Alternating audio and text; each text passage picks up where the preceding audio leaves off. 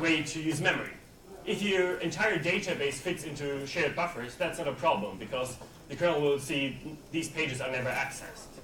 But if you have this database system which doesn't fit into the operating system memory or in Postgres page cache, then you have the problem that we waste memory storing the most frequently used information in both caches, but all the other ones we don't store anywhere.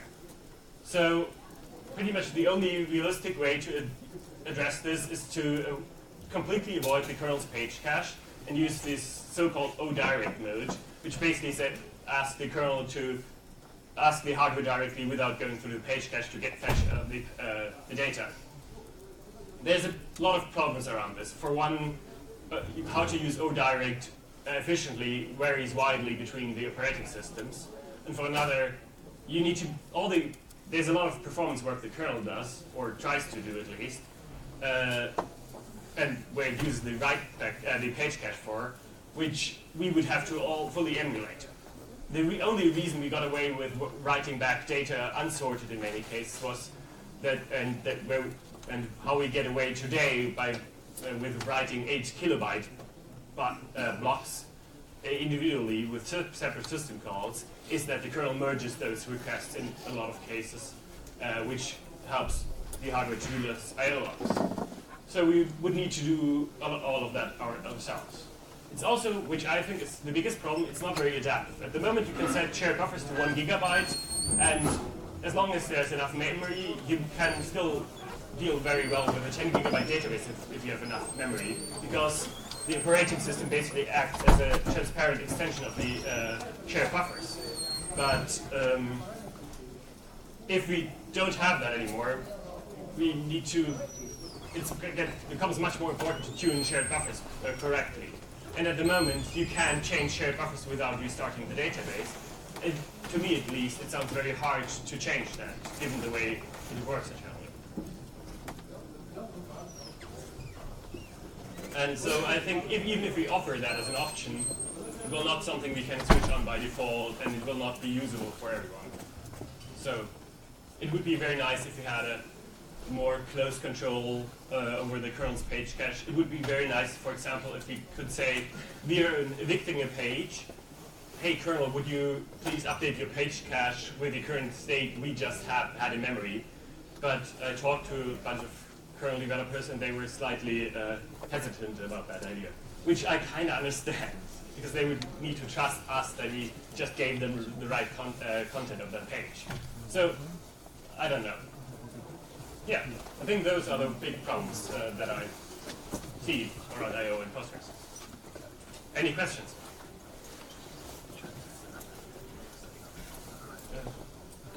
We have a microphone. Okay, just ask it and I will repeat it. I'll speak louder. So it's not MMAP then, because if you MMAP, you're working directly in the kernel's page cache, right? We can directly use. So the question was whether we are using an mmap and whether we could just avoid using the double buffering that way. And no, we can't, because for durability reasons, we need to ensure that the val hits the disks before the buffered contents. So there's an ordering constraint between the val and the buffer cache. And that's basically, I don't think there's really any way to get around having a separate buffer cache that is not kernel controlled. I don't, at least. We could play around with mlock, but that doesn't really work that well. So I don't see that as possible. Yeah, so I don't think that's really possible. Would be nice though. Other questions? I've got another one. Okay, let's ask Kevin first. I was surprised to see that you recommended reducing the dirty ratio or dirty bytes, not just the background one, because in my tests I got the best by having it start the writing in the background at a very early point, but setting the threshold where it holds up I/O to like 40%. Okay, interesting. My experience was that if you set the dirty ratio to something very high, it avoids stalls for a longer while, but when you then do a checkpoint, which does an f-sync, you get enormous stalls. Well, yeah, but the trick was tuning everything else so that you didn't get that. I mean, it was complicated. do. So yeah, I think that is really heavily workload dependent, and how high your rate of rerouting it basically is. I think I don't really want to spend too much time hand tuning it, because I don't think it's really a suitable approach for anything but a workaround. So I get that. I was just a little surprised. Yeah. To ask about it. okay. Any more questions? We're recording this, so please use the microphone. First here. I'm not sure if I got it correct, but I think you said the usage count of a page is reset after 5. Is there any? It's specific limited reason? to 5. Yeah, is there any? So the reason for that is that if we were allowed to go up endlessly, we would have to go around the clock as many times as the highest number, and that would be potentially the new maximum number. And it's just basically a trade-off between accuracy and between speed, the speed of finding new buffer. So you can, it's a define, I think, in the PG config manual file, so you can recompile Postgres with a different setting. But I think we need a algorithmically better approach, not that. If we had a better algorithm, we definitely would want to increase the accuracy of usage information. So if you decouple the aging of the pages from the scanning, could a scan then just remember the best page it found? Skipping through the swaps instead of going sequentially. You do one sweep. So I don't know if this is possible. we basically have, what I experimented with, or basically have code for, is a background writer that does the whole clock sweep, and that puts all the free and clean buffers into a list which is just use this buffer next. So That would work too. That's basically a free list. Isn't yeah, it? yeah. So I did that, but that still means you have to touch every buffer in that separate process somewhere. Yes, I'm not entirely sure I how. was thinking of something along the lines of vacuum, where the age field on a page goes up to 16 bits or something, and they keep going up and up and up, and the sweep just does one sweep, remembers the best page it found, Okay. and once in a while this vacuum comes in and goes, oh, these numbers are about to overflow. The problem is that at the moment we can do in lots of workloads like 100 to 10,000 clock sweeps a second. So storing the recency information like somewhere else would have to update very fast. I mean, you can have workloads where even if with gigabytes of shared memory, you have buffers that only stay, most of the buffers only stay there for fractions of a second. But it'd be interesting. Let's talk later. If you segmentally sweep above. Yes, that's what I think we might end up doing. I don't know, but yes, I think a segmented clock sweep OU might be an approach where we move data. Yes. Other questions? Sorry.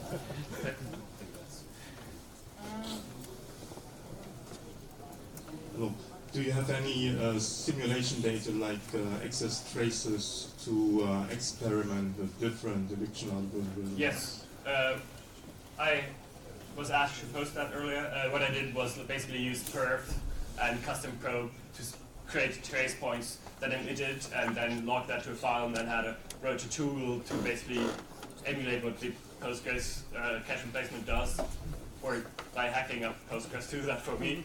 And I think that's one part. The problem is that that doesn't really, in that algorithm we don't necessarily come up that bad with that algorithm, because with you simulate cache accuracy or cached ratios, you don't simulate the cost of doing the caching, at least not that easily. Because there's like, a lot of it is the cache misses that play a huge role.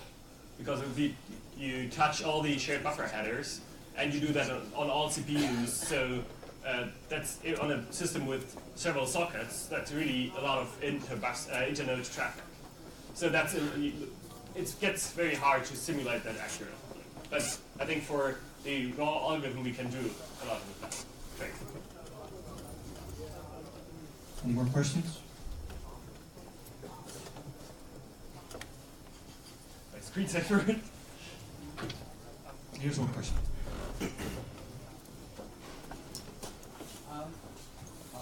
Hi. I have one question. Very interesting to see how the internals of it all works.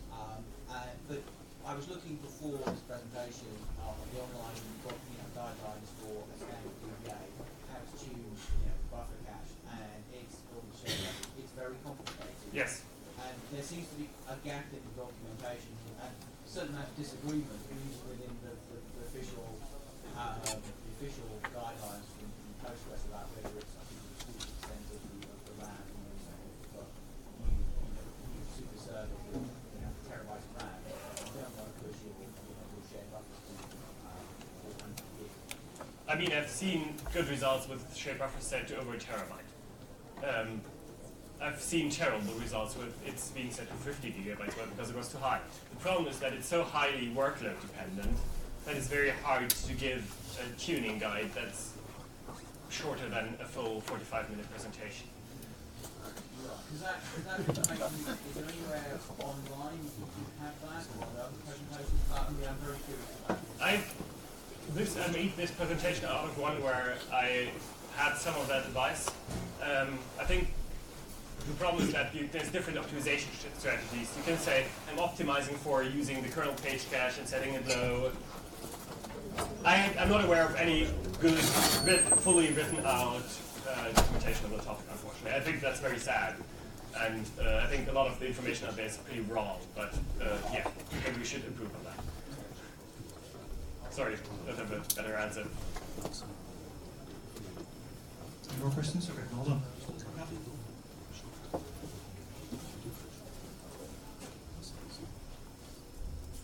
Do you have any concerns about adding odorant support, making that harder and adding another dimension to tuning that when we're already struggling to communicate users there? I mean, if you add ODirect, the advice basically is set shared buffers as high as you possibly can. So it actually simplifies. In a way, yes. But on the other hand, it gets more important to tune like OS, and will be the differences between the operating systems will be getting larger.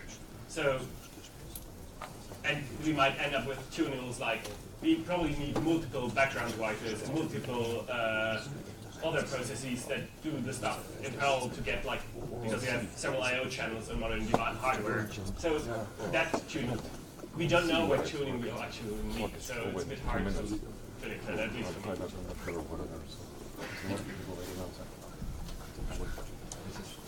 Any more? Sorry.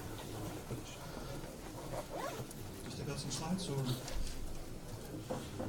you still got some slides? I have my beginning slides. So yes, that's it. No more questions? Yes, here.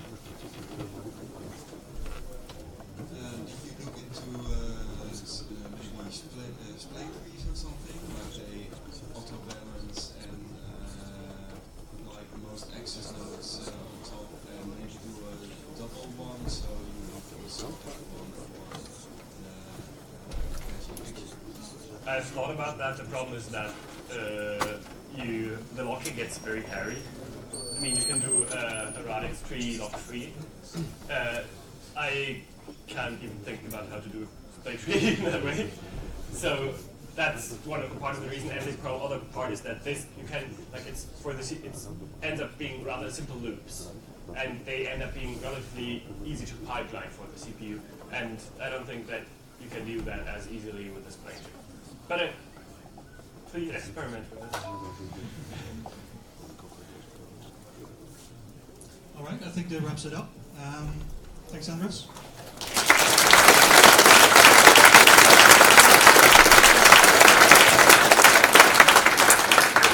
The next talk will be about JSON by example.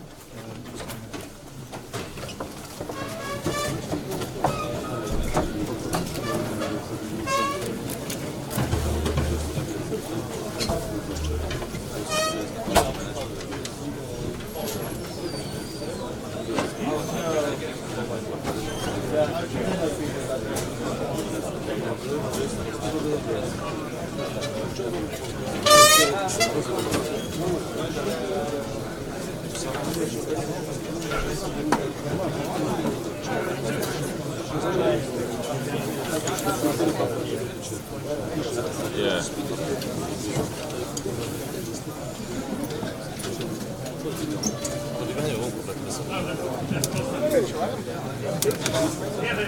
They have a similar.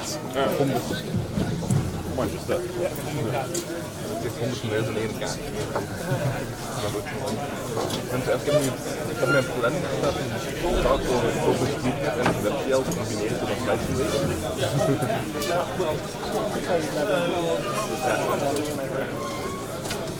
En gedaan met yes, normaal straks van die standing up over explain the Postgres way. Ja. Maar ik moet terug binnen dus begrijpen.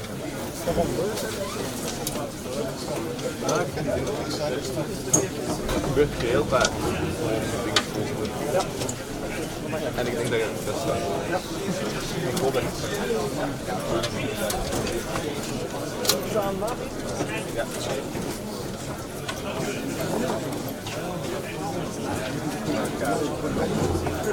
Nou, maar dat je goed kan. Ook een klein beetje.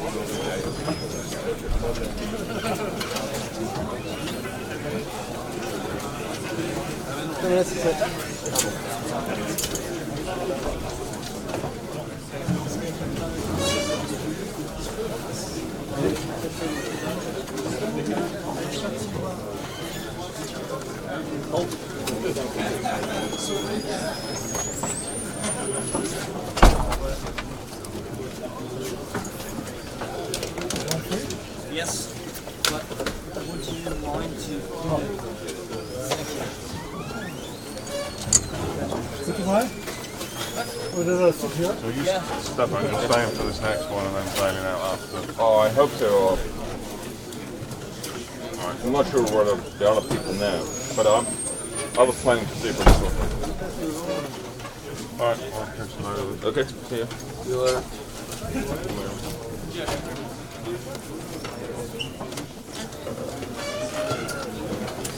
Excuse me? There we go.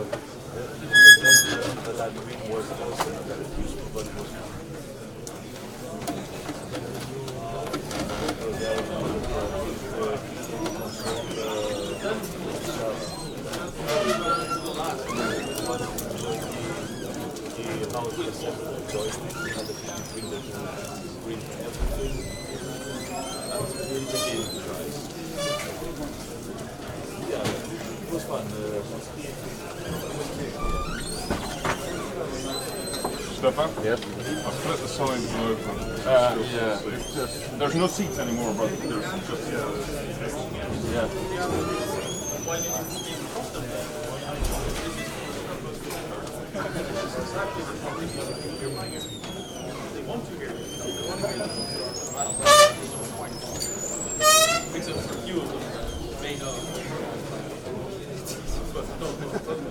So you boys work hard, don't you?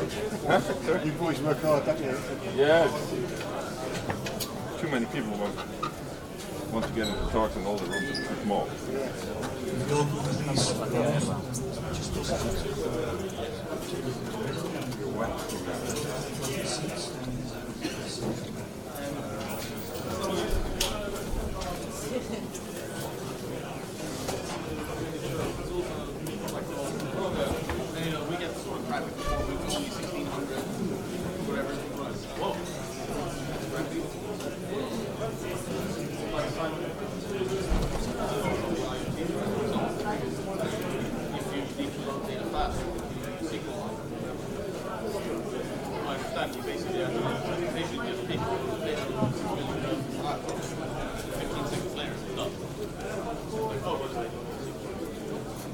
Noise.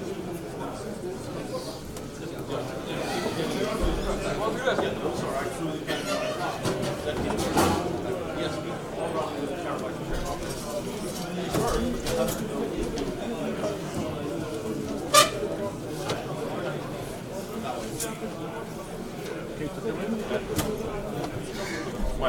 not a lot of seats left, so it might be standing.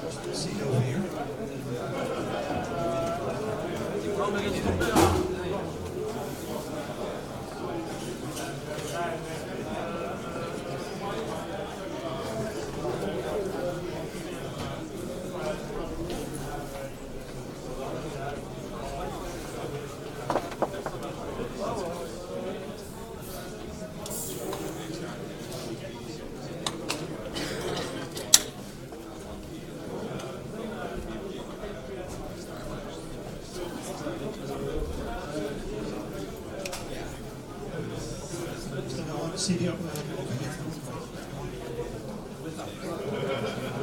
There's one seat down there.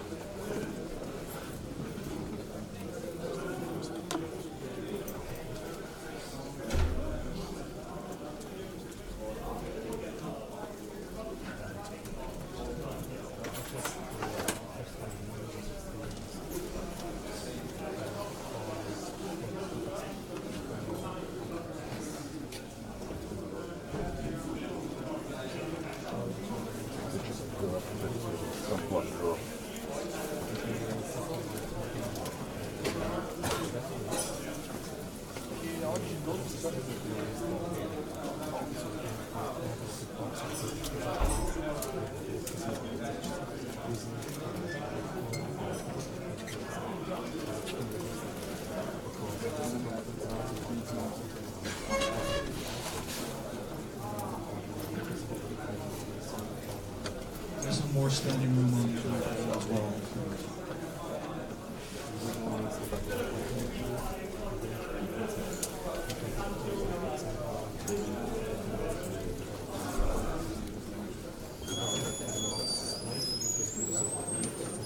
All right.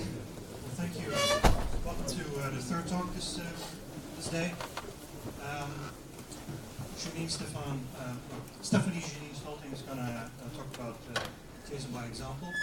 She's a long-time database and web developer, so we're going to get some interesting things to say.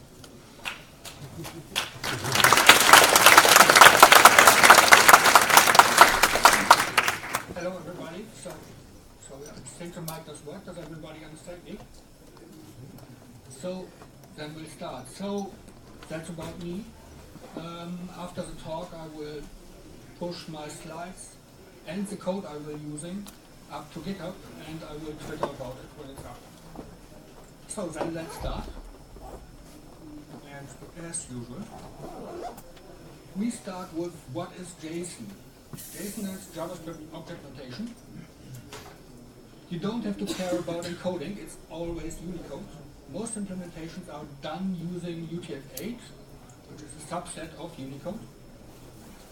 And it's used for data exchange in web applications, mostly.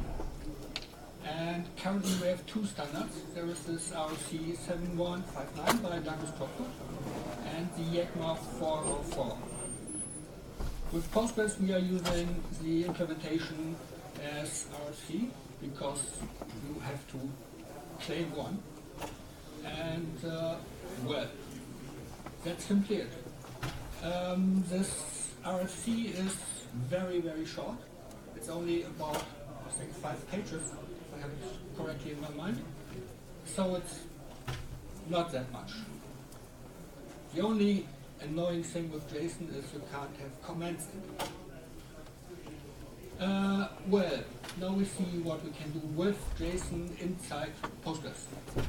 So JSON itself is available since version 9.2.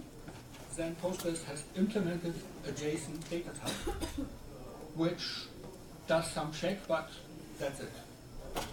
And shortly afterwards I found out about that BSON.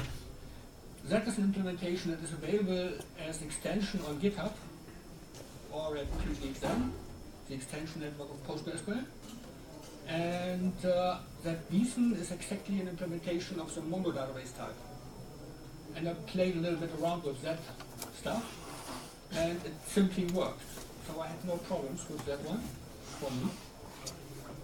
But, well, we can do better because we have JSONB available since 9.4. That is now more than 1 year. It's compressed JSON. That's what the B is for, binary. It's fully transactional, so you can trust in what you save. If the database told you it is saved, then it is saved. If it fails, it tells you that it does fail. You can put up to 1 gigabyte into one field. So that's some amount of data. The internal mechanism used by Postgres is that toast. That does implement how it is written to disk. That's simpler. Everything that's blue on the slides will be then links, so that make your life easier to get into it afterwards. Well, speaking about performance, I found this performance sheet that was done by Enterprise DB, and you see that in 9.4 even, Postgres was faster than the MongoDB at that time.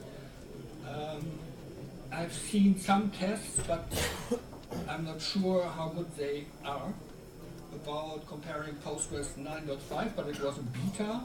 One thing, and the other thing is obviously it was the latest MongoDB, that was 3.2, and it turned out that in some cases MongoDB got a little bit faster, but in other cases Postgres got faster in 9.5 too. So it still works using Postgres with JSON.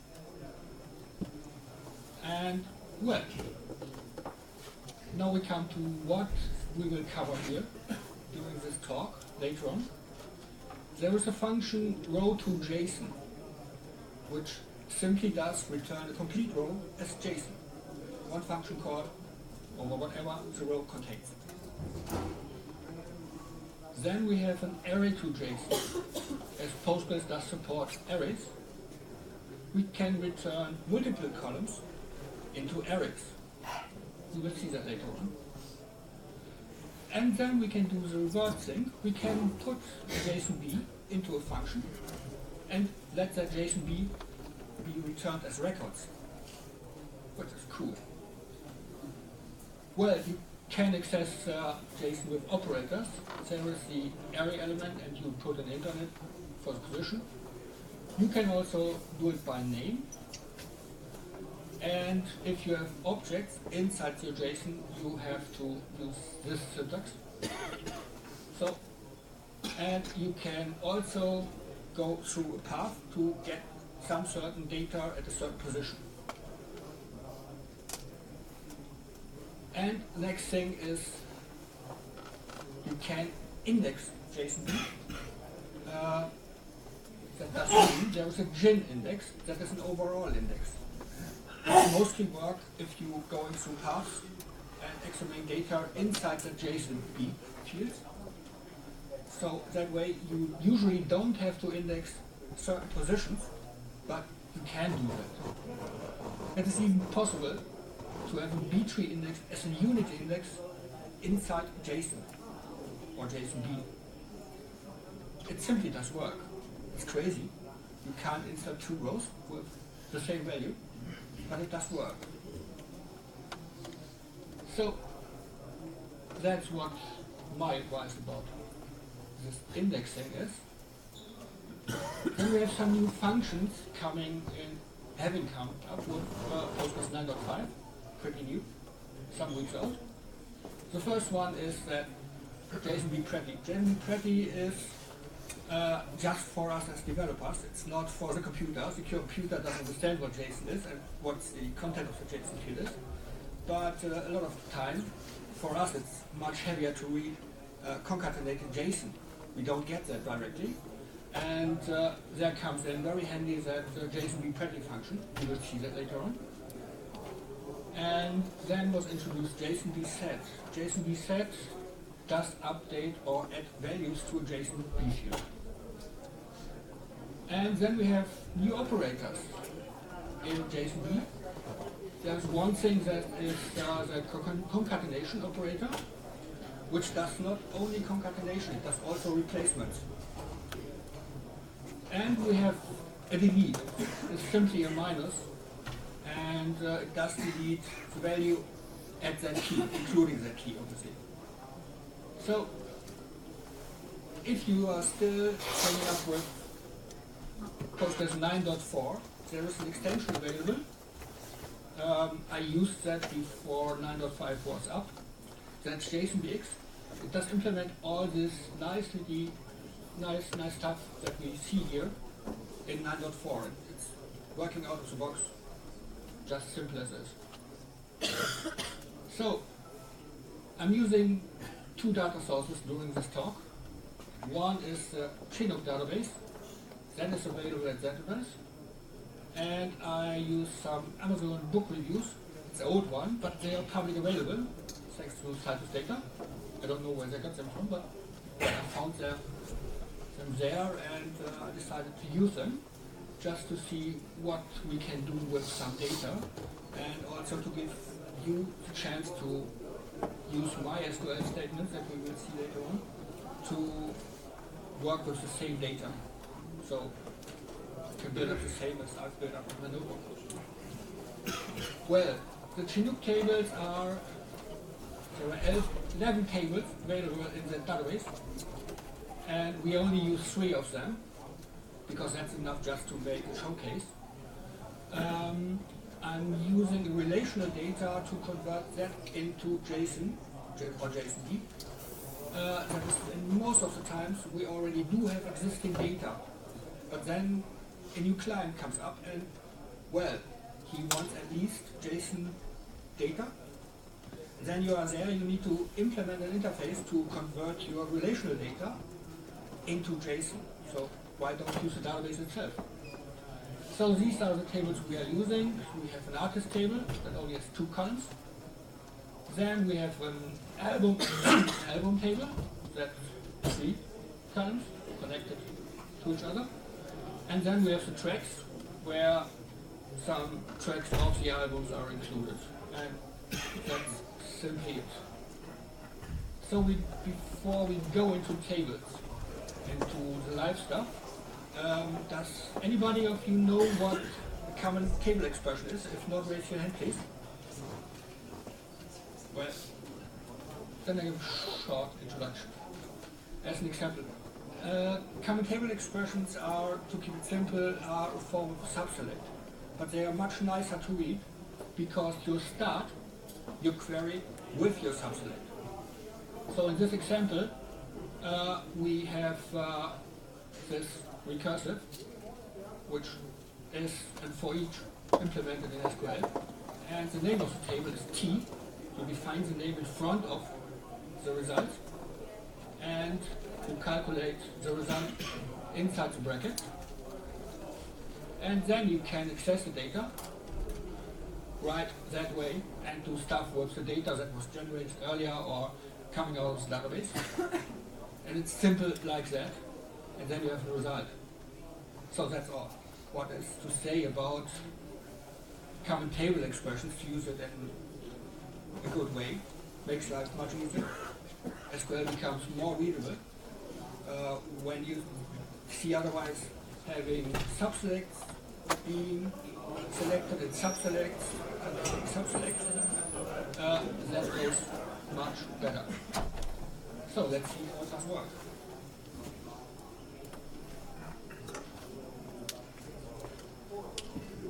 So we start with selecting some data out of the tracks table. It's just some simple sum select, and it does just return some data.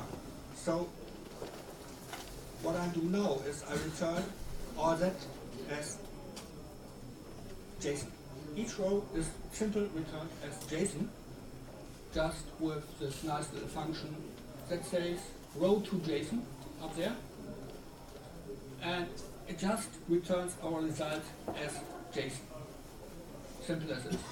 But we have each row in for itself. Yes, please.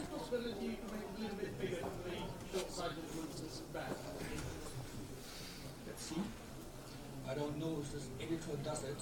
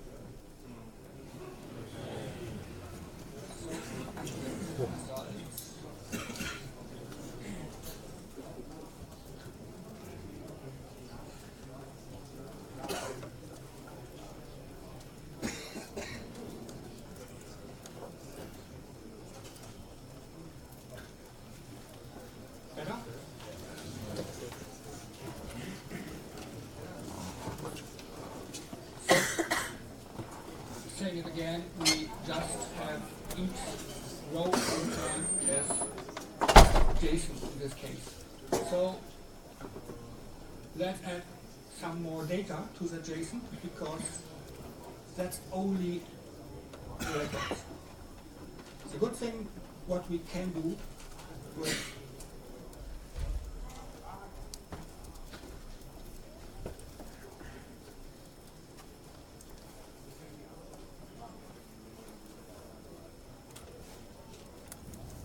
with these common table expressions is that we can declare selects that are based on the previous selects. So every of these selects that are coming later on do have access to the upper ones that we declared earlier. So, and here it is just what we have seen in the first one, that is that we use the album and then we turn these tracks from these albums into JSON. And then we simply connect them in here with a group by and put them all into an array aggregate, which does simply return the results for the rows in one array, which results in something like this. So turn it up again. And here we see that we have an artist ID, an album ID, and the tracks belonging to that album into one row in one JSON with one SQL statement. And thinking about that, it's not that bad. Everything runs here on my local network. And well, so that gives us the hint how to connect these. So the difference, we extended just the first one with the album stuff where we do an array aggregate, and this complete stuff is later on returned then as the whole row. So that's all what it does. It's simple as that, and it's fast. So going down now, we create a view that does contain some more than we have now. We extend it now with the artist data, because we also want the name of the artist inside the results of our JSON fields.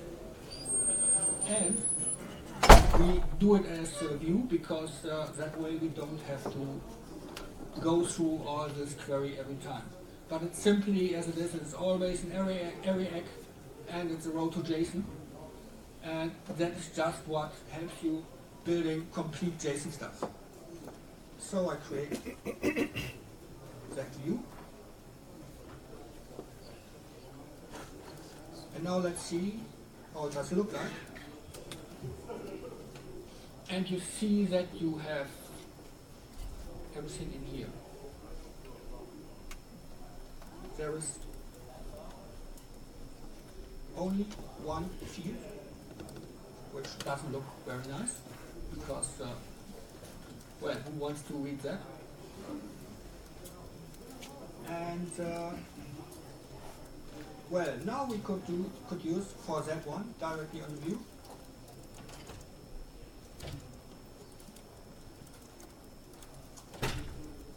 We could use this JSON be pretty, because now we see that we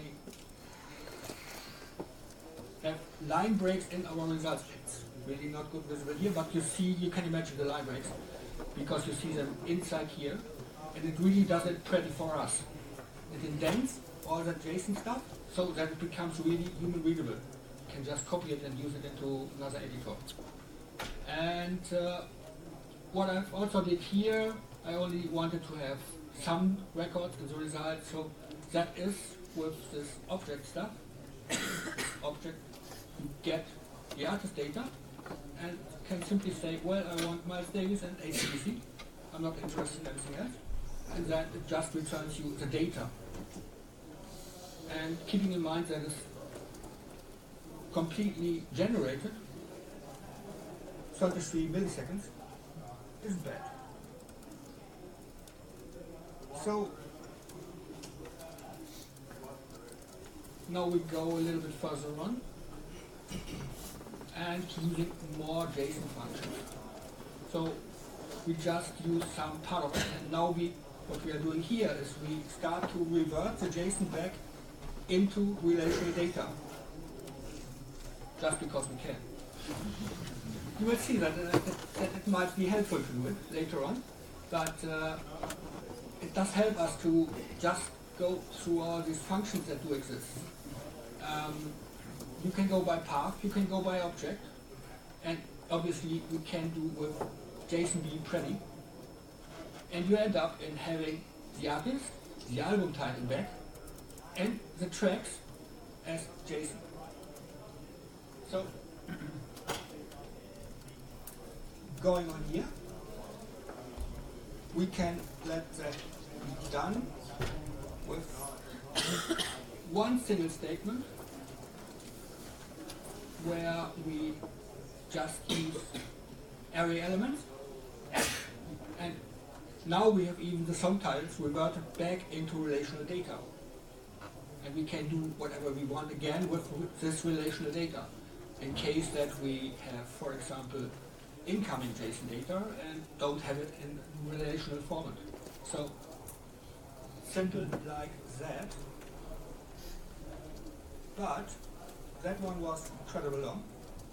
That could be done much easier, because with this JSON to record set, which I mentioned earlier, we can just return it directly.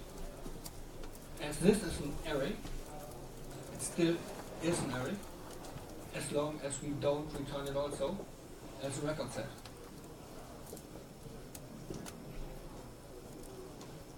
So, let's put it also in the albums. And here you see I did the same with that JSON record set. I put it in here. And I can name all the columns I want to point out here and return it in the way that I want to have it here as columns. You can skip columns. It only returns the columns that you do name in here. So that's how it does work. And matter of fact, it is a function, so you select from a function. And you can name the results that you've seen down here, where you define the data type of the results, and you can name them in the select part of the statement. And the from part, it's simply just some JSON that you let return as record set. So now we have back relational data.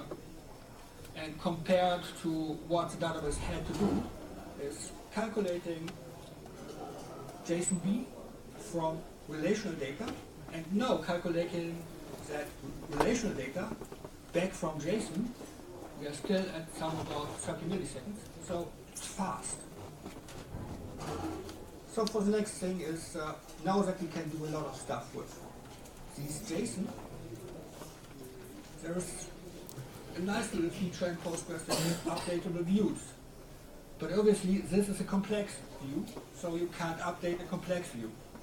In Postgres you can do this with writing a trigger that does the job for you. So most of the variables here are just for debug. So it is to help you to understand what is inside, turn out errors and so on. And what I'm doing here is I just replace the artist if I'm doing an update on the artist data and want to save it back into the relational data through changes in JSON. And that is very simple. It's just really a short update statement where we just use what we've seen before. We revert the JSON data into relational data and update what we have to update. We can do the same stuff then going on with albums and also with tracks. But for this you will need another new feature that is just brand new in Postgres 9.5, and that is the upsert statement. There will be a talk later on here by Peter about the upsert, so I don't cover that because that is his turn. Well, so I just create this function. So you see most of this is just for having debug output or returning errors. So it's just created. Here we go. Now we attach this function to the view, and here we are. So now we go up and start to use JSON set to see how you can change data. It is simple as that you say we have this is a field name where the JSON data is in, and that is what you want to change.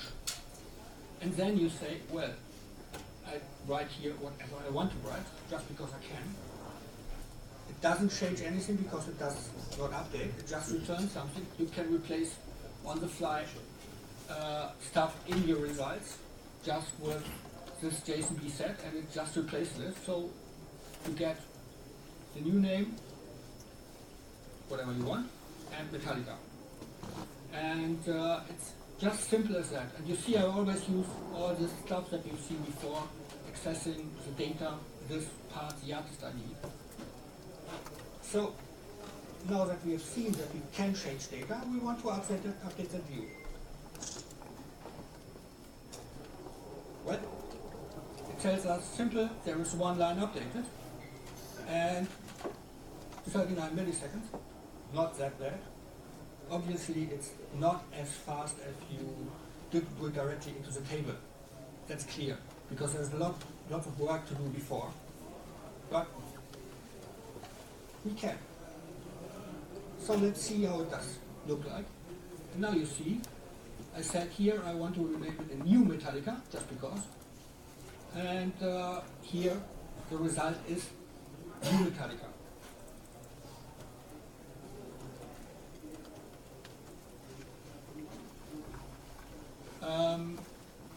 As you can see here, the execution plan is very, very big for a simple statement. It returns just nearly nothing. It has to do a lot of stuff. So, therefore, 7 milliseconds is okay. So let's check if it is really updated. It in the table, and you see it really did that update. And that is much faster than the one above, because there is nearly no calculation involved. And so now we have learned how to update data directly with a view inside the database, just as magic. That doesn't mean that you don't have to write complex interfaces outside the database that do handle updates that coming in by JSON. You obviously have to write something that does also handle inserts, because I have only covered the updates here, but it's not that hard to do. With the knowledge how to handle this JSON stuff inside the database, it's easy. So now we come to this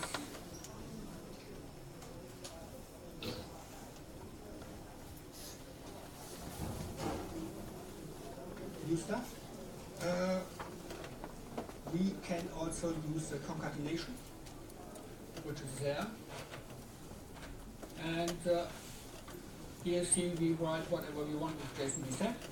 And here we use, on the same field, we use the concatenation one. And that does replace our previously named new Metallica back into Metallica. So here you have everything that you can do. And you can even now use this one, just replace this concatenation. It's named concatenation, don't know why, because it does also replacements. And well, we can also use that on our view and rename Metallica, new Metallica back into its original name Metallica. So it's simply the same as you have seen here, and it's just updating the data. What you have to do is to return it as JSONB, because otherwise it can't be saved. It expects a JSONB because the result of the view is JSONB.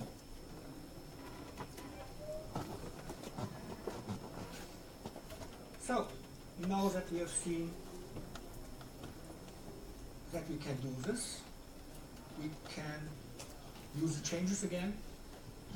So now it's Metallica again.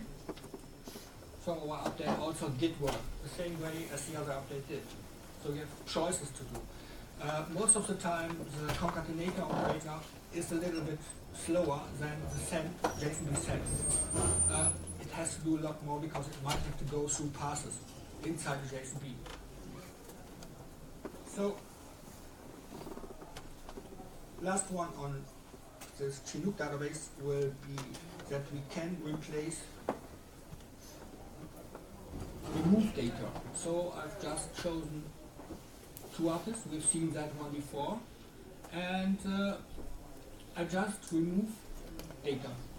So here you see that is complete data.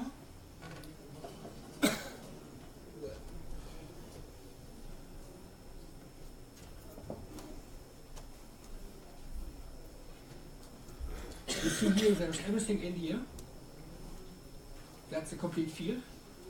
And here we just remove the albums, just with that minus and giving it what it has to remove. And that's only a comparison that they are really different, just because you can do it. And it's that easy to replace or remove JSON stuff out of a JSON field or JSON field there, or JSON. So let's move on to the other data. The other database, the thing that we cover now will be this booking used by Amazon.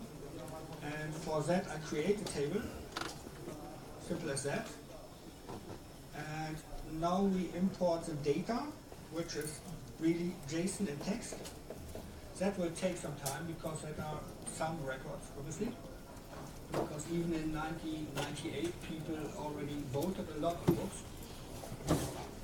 And, well, 7.5 seconds. And let's see how much data we got in there. That's nearly 600,000 records in a short amount of time. And let's see how the structure looks like. We only take one row for that.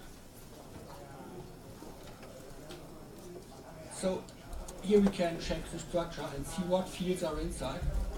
And it's just for, you need to know what you access in JSON. Because there is no common declaration, there is just this JSON fields and you need to know what is coming in to access it. So just doing this with JSON Pretty does really help.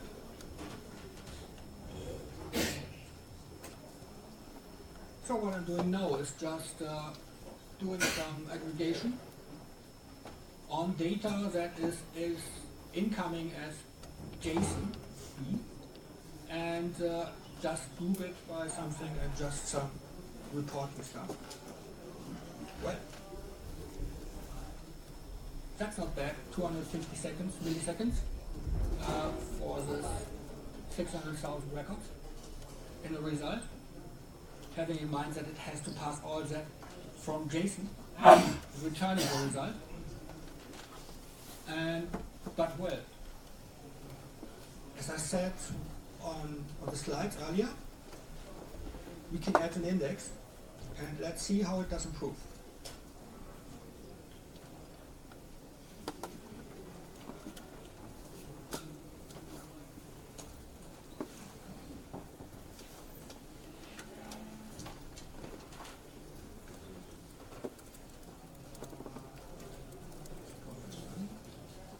Well, it's running.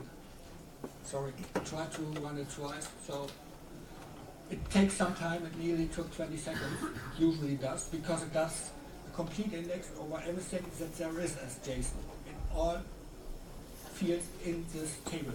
This field complete in all rows. And now let's see how that query does behave now. Well, 1 millisecond. It's not cached. It's just that one index that did it. An index over everything. You don't have to care about anymore that you need indexes on certain fields to get it out fast. And you use it over complex paths. And it's just simple as that. Just use it. It's incredible. And it turns around that sometimes it's 1 millisecond, sometimes it's 3 milliseconds. It's around that. But, compared to 250 milliseconds, it's in the bag. So, next thing is some more statistics. And this time we just go over everything that there is. Well, that takes some time. 2.6 seconds. But I did it over all rows. And with this over all rows, let's see how the explain plan looks like. Bless you.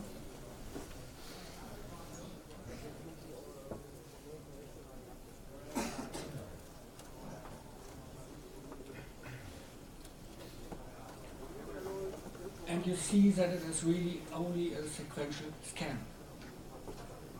And when I played with this stuff, I did it with 9.4, and it turned out that querying this stuff took about 9.5, 9.8 seconds. And having it that fast as it is right now, getting the data in less than 3 seconds, is due to the improvements that have been done in Postgres 9.5 in the move by statements. They improved incredibly. And I played a lot with that and turned back to 9.4 and compared it and just to test more on it, and it's always the same. 9.5 is much faster than 9.4 when it comes to aggregation. But still, we can do indexing. So let's create an index on the column that we are grouping by, which will obviously take some time. Not that much, only a second. That's also faster than it was in 9.4. There it took about 15 seconds. And now let's see how it does behave here. It's only nearly 1 second faster. So in this case, you should think about, do I really need that index in 9.4? Usually not, because it's not a factor. It's less than 1. And, well, that's simply what you can do with all this new shiny JSON stuff inside a database using SQL. That's all.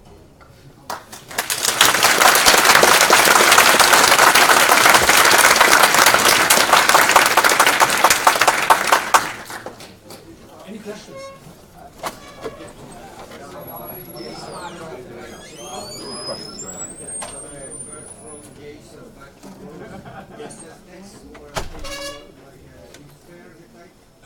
Yes, you do. When you use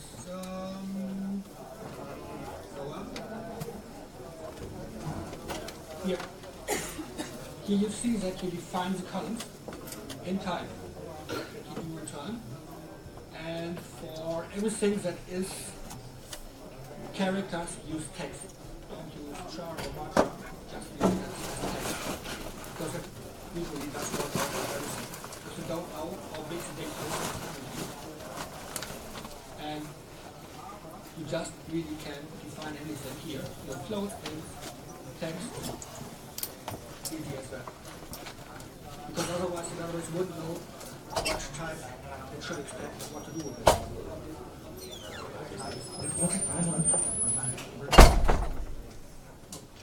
Does it work with timestamps? Well, sure. The problem is with timestamps, there is no definition about timestamps in JSON. But if you use the definition that is done in JavaScript, then you might be fine doing that way. That you have to make a decision which format it comes in, and then take what's already on the market, and that is the definition done by JavaScript. Because JSON itself is originally done for JavaScript. Any more questions? Here, what are the use cases you would recommend using JSON for? For example, would you recommend to use it instead of entity attribute value or some other cases? In that cases, it definitely makes sense to store data inside JSON. But on the other hand, you might have data coming in as JSON from several sources. For example, a MongoDB. The new MongoDB data provider is in fact Postgres, just because of this one. Because you can just handle JSON and convert it into relational data and then use it in your BI systems, because your BI systems don't understand anything of JSON. Any more questions? Yeah.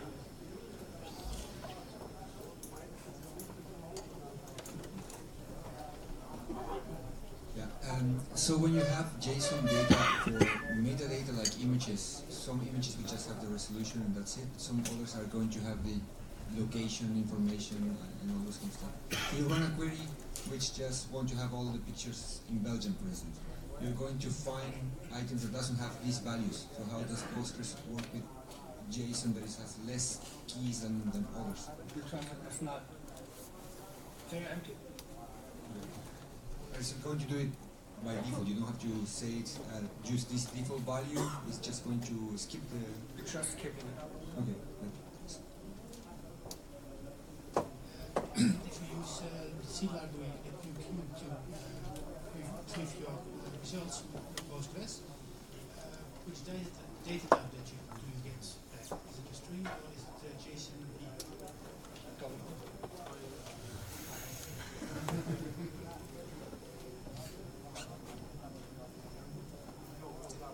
Oh, another question in the back. Have you in mind? Is it possible to do define a schema to do the validation when you're inserting the data? Well, reason is schemaless.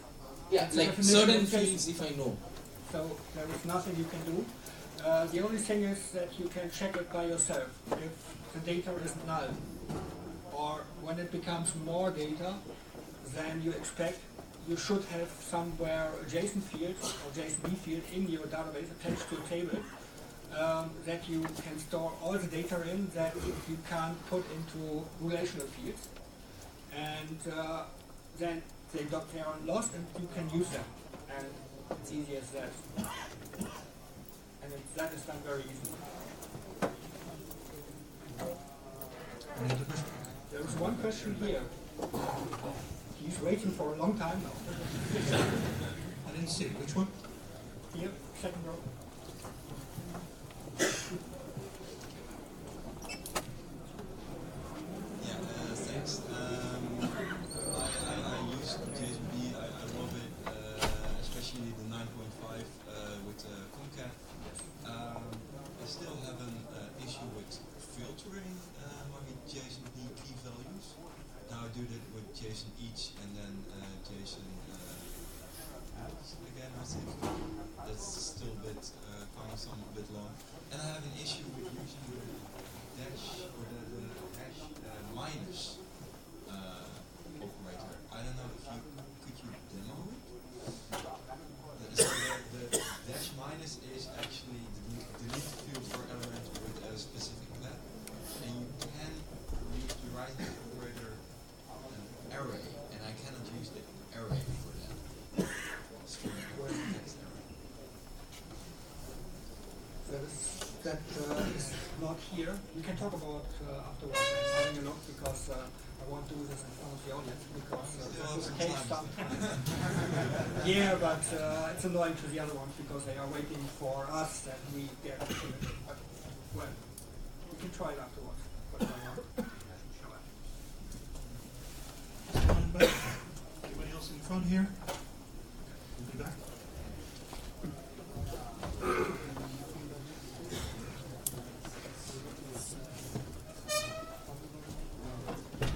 If we have a large JSON record with JSON array in it, plus can you speak a little bit louder, please?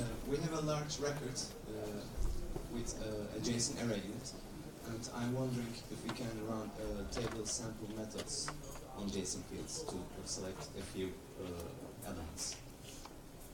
Should be possible to go into that because you can go over the array or return that array again as JSON and then iterate that JSON because JSON does have arrays. That would make life easier if you do it that way, I think. Okay, one in front.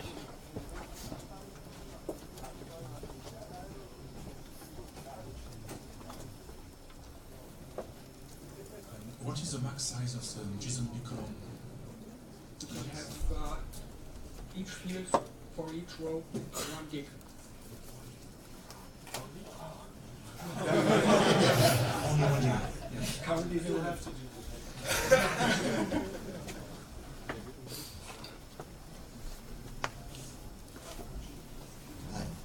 when on large data sets or large JSON arrays, there is a way to paginate it or to just to have it right, just some kind of offset or. well, JSON doesn't have pagination. No. In the theory, you can say only return. Yes, you can. I've done that here. For example, you see here, I only wanted the artist data with that, and it just returns that. You can also return part of it because what we see here is I'm getting out the artist only, or I can get out an array and return that array back as JSON again. So I can also use limit. No. Because you can't limit JSON. That is a matter of fact. JSON has start and an end. That's it.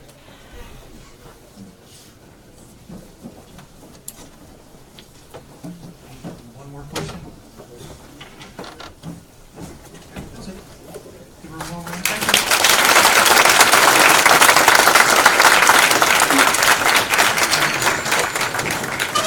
The next talk will start at 2. There's about explaining That was this selection I organized.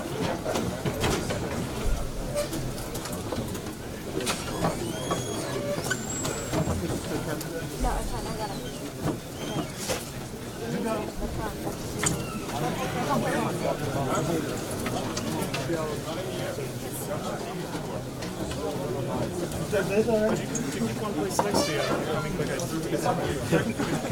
I think this is what is better.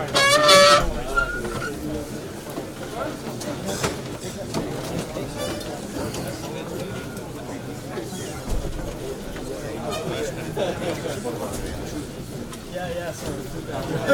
Thank you.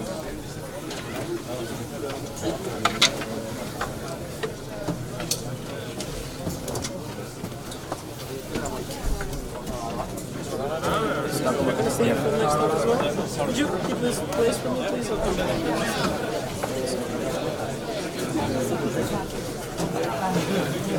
I was going to ask you to say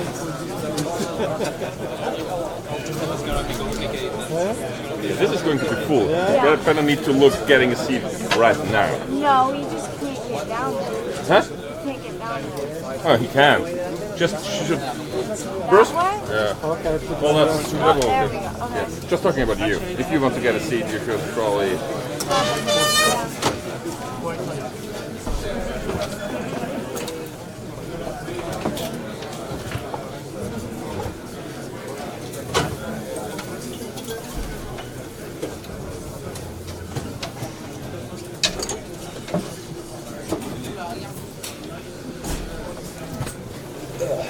Admin, je me pointe quoi. Derrière. Hein? Derrière, parce que là, il n'y a plus de... Non. Ah, tu restes pas?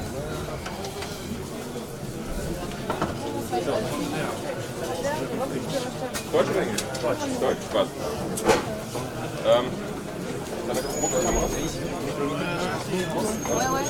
Okay. Ist das das Gleiche, oder? Überhaupt keinen Grund. Okay.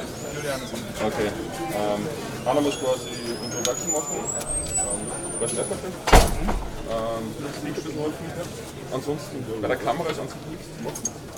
Nur wenn der Speaker am besten sagt, der Speaker ist so nicht weiter, ist das Mikrofon ganz wichtig. Wenn sie zwei Tracks reinkommen.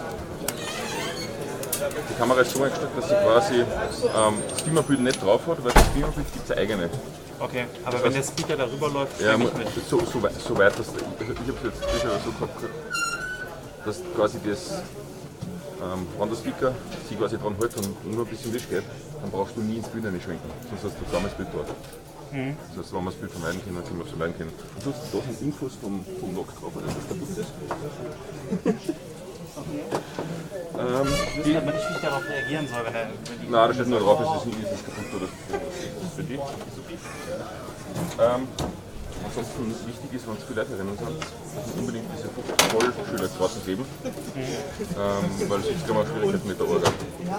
Ja, ist okay. Wie macht das fest, wenn es keine Sitzplätze mehr gibt? Also Sitzplätze, bloß wir haben es sowieso gemacht quasi, wenn da ein paar Leute gestanden sind und da vielleicht, weiß ich nicht, 10, 15, solange die Türen einigermaßen frei waren, dass die Leute nur raus können, war das einigermaßen okay.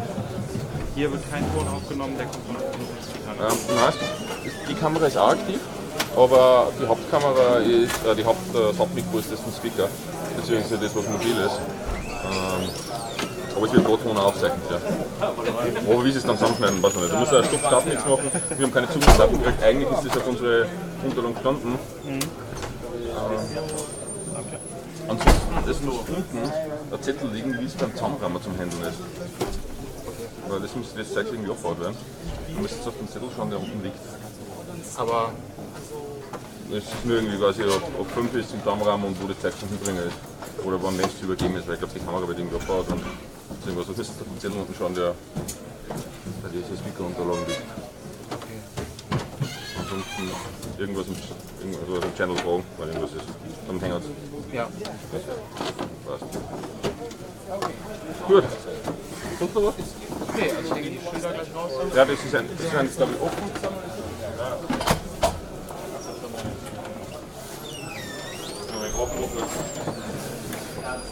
Ich mach hier eine raus. Guck mal eben meine Jacke.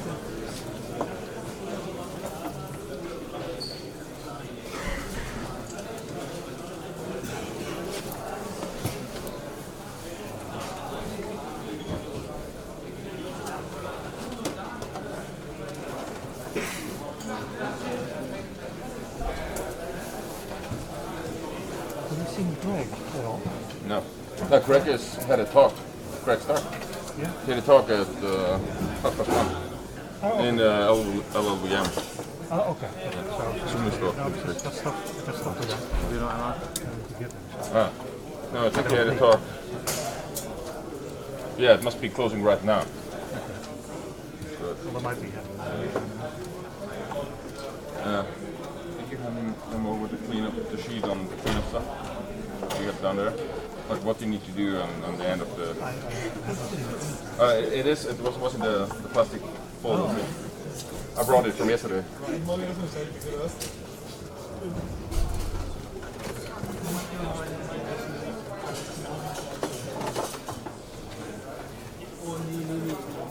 Der wird voll werden wieder. Also wir haben die letzten 2 Mal jedes Mal die frühzeitig zumachen müssen, weil wir es mal glaube ich. Was habe ich denn für den Zeitplan? Wann ist das Punkt? Ich glaube, es ist Punkt 12. Meine 10 vor war Ende der letzte und Punkt ist Ja, es sind immer 10 Minuten Oberle. Ja, fangen alle zu gerade eine Stunde. Ja, okay. Und immer genau 50 Minuten.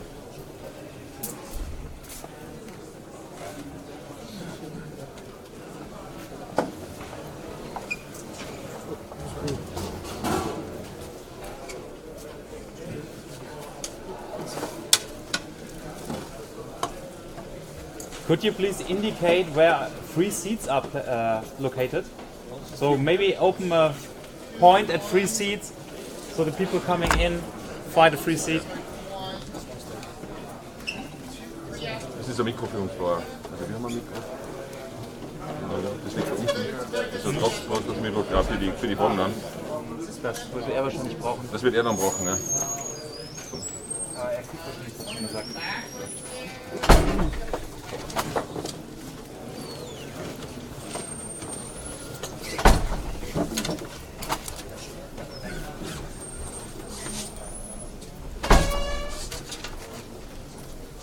Are there still free seats?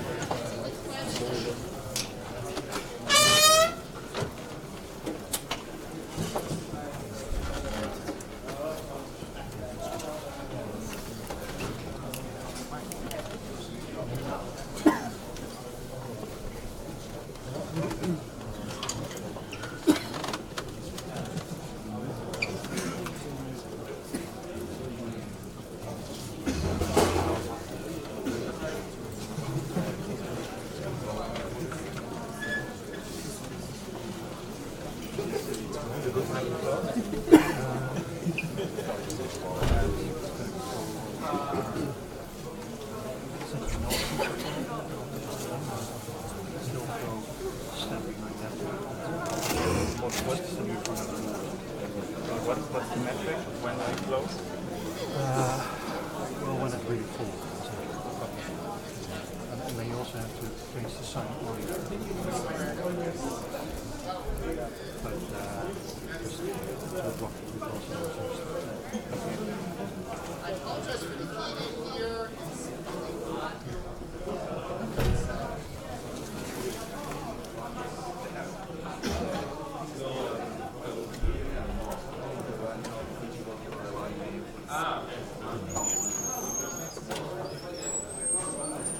Are these two seats usable?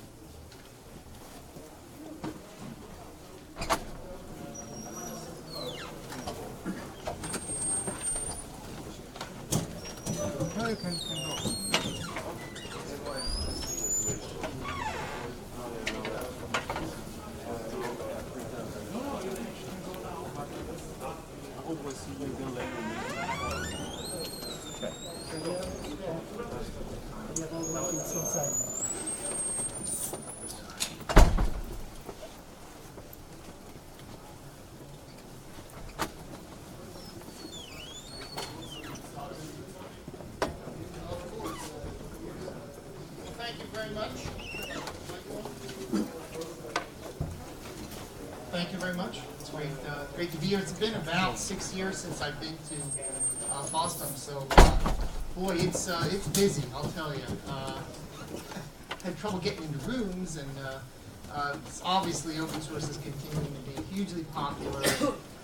FOSDEM always was sort of on the edge of sort of presenting very highly technical open source talks around the world, I think, in terms of what it offers. And obviously, it's continuing to get more and more popular. So that's super exciting for us. We're really excited to have a Postgres room today. Again, it would have been nice if it was 5 times bigger, but it is what it is. We obviously also have a Postgres booth, and we had a Postgres conference in downtown Brussels on Friday. If any of you were able to see that. So obviously it's a super exciting time for Postgres, and I'm excited to be here. My name is Bruce Momjian. I'm one of the Postgres core team members. I actually work for Enterprise DB. I'm doing open source management and evangelism and speaking and all that other fun stuff. I've been doing Postgres since 1996, and I've been full-time as an open source person since 2000, which just seems like a long time ago. It's been really exciting to see how much Postgres has advanced. I'm not really going to cover that so much here, but obviously you can see Postgres going in a whole bunch of different directions now with NoSQL stuff, with data warehousing, with large servers, with large big data. If you've obviously seen the Postgres 9.5 release and looked at the features there, I think we're entering a golden age for Postgres where Postgres is going to start doing things that no one else does, not necessarily copying what other enterprise databases do, but doing stuff no one else does. And I think that's going to be our golden area because, frankly, that's the area we really work well in, is innovation and excellence in design and so forth. And obviously you've seen a lot of that at the conference here. So today I'm going to talk about a much more limited feature set, and that is the optimizer.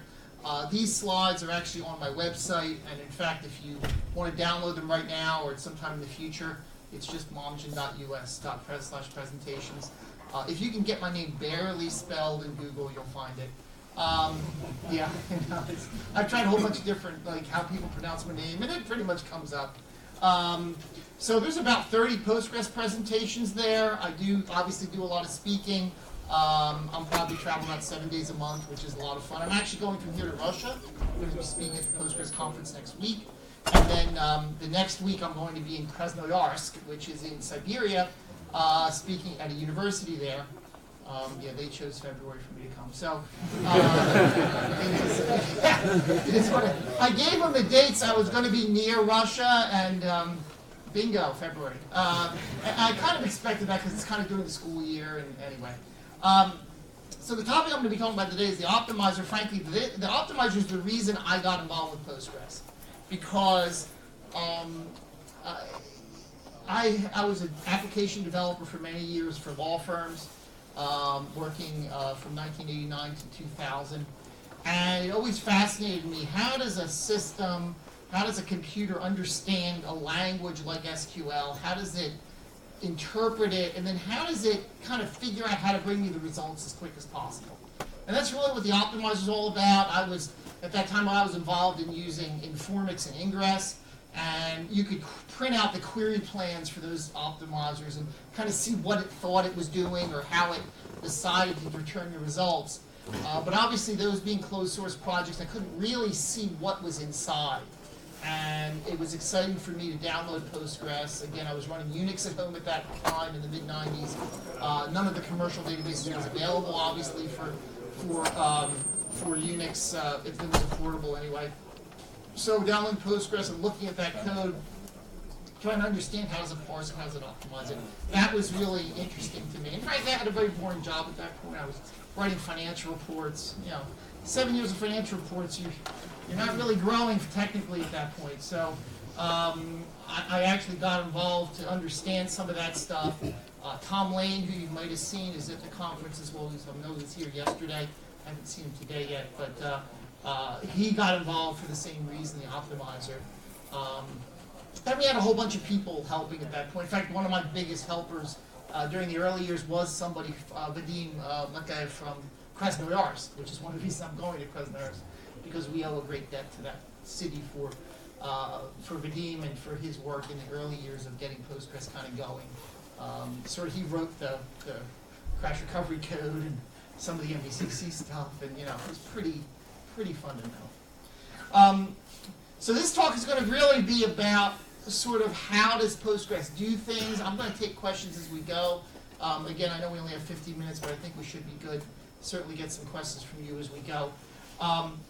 So this is the standard stack of what the server looks like. You have a user, either a web browser or something, running some application code. It's kind of hard to read here, but this is libpq, and it sends the query across. That could be JDBC. Send the query across the wire, gets the results back. But what happens inside that database there to the right? This is kind of a flow of what happens. For those of you who haven't seen this yet, effectively all of the commercial enterprisey databases, relational databases, have the same general flow. The query comes in, it gets parsed. It runs through something called an optimizer or a planner. Either name is synonymous. And then it gets finally executed. So we're basically focusing on that optimizer part, the part between the parsing and the execution, and that's really kind of where the brains of the system is, a blow up of that. Obviously, parsing. There's a rewriter in Postgres, which is sort of unique to Postgres. Then there's the optimizer, and finally the executor. So we're really now looking at the brains of the system, the part that makes your job easy. SQL being a declarative language means that you declare what you want to the server and it figures out how to give you the results. That's versus an imperative language like, say, Python or Perl, where you're telling the system what to do. Really, in SQL, you're really not telling the system what to do, you're telling it what you want. And the system is then deciding how to give it to you. And in a lot of ways, that's what makes relational systems so great, is that you as an application developer don't have to think, oh, I want to do a merge join here, oh, let's use this index. You don't have to worry about that. In the ideal world, Postgres or any relational system would automatically figure that out from what you've asked it to give you.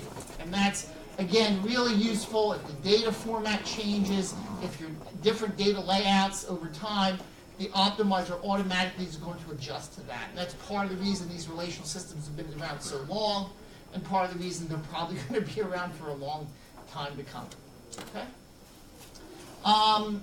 Question before we get started in the meat of this. Okay, great. So let's get started. So the optimizer, again, that middle section between the planner and the executor, has to decide three major things. It sounds pretty simple, but once I kind of go through a whole bunch of slides, you'll kind of get the idea of it. It's got to figure out something called a scan method. It's got to figure out something called a join method, and also it has to figure out join order. And these are the fundamental parts of it. I'd say the optimizer is probably the most complex part of the code in terms of understanding, in terms of sort of heuristics of what it does. The parser is pretty cookie cutter. It kind of has a very ordinary flow, and this executor is basically just a state machine. It's really the optimizer where a lot of the really interesting things happen. And again, I think it's kind of an exciting area to look at. So, what's a scan method? You've probably never heard that term before, but it is sort of a term of the industry. And in Postgres, there are actually three ways of doing scans. You can do, the simplest one is effectively a sequential scan. This is a case where you just scan through all of your data sequentially. Bitmap scan, index scan, we're going to talk about those. It gets a little more sophisticated. And deciding when to use each one, that's where it gets really interesting. So, what we're going to do is we're going to set up a little sort of test bed here. Again, if you copy these queries into PSQL or into your terminal, you'll be able to run this entire presentation. Okay? So, effectively, you can just take the query, copy it, run it, and it'll set up just fine. So what I'm going to do is I'm going to create a little temporary table based on PG class being one of the Postgres system tables. Again, I'm just showing you 8 rows. But effectively, I'm going to create a table that just has one letter in it. And it has a certain distribution, and I'm going to show you through this little sample table exactly how the optimizer figures out how to execute or what decisions need to be made. So here's my creation of a temporary table. Again, anytime you see text in red, that's probably where you want to look. So you can see in red there, create temporary table sample. And I'm also going to create an index in this case on that single letter. So if you take a look at the sample table, it's a single letter, but it also has 250 characters of kind of junk in there to kind of give it a little heft, right? Because a single character table is really kind of atypical. So we're gonna kind of beef it up a little bit and make it about 251 bytes or 260 or whatever, and then put an index on it. And again, as I said, if you want to run through this yourself, I've even provided you with an SQL file. So if you just go to this URL and download that SQL file, that will allow you to run this entire presentation. In fact, the way I wrote this presentation was to write the SQL file, run it, capture the output, and copy it into my presentation software, which in this case is Lix, mark it up, and then present it. Okay, so it's kind of an interesting way, particularly if you're using SQL, to create a presentation. So again, feel free to run the actual presentation from that SQL file. Okay. I'm also going to create a function here. It's called lookup_letter.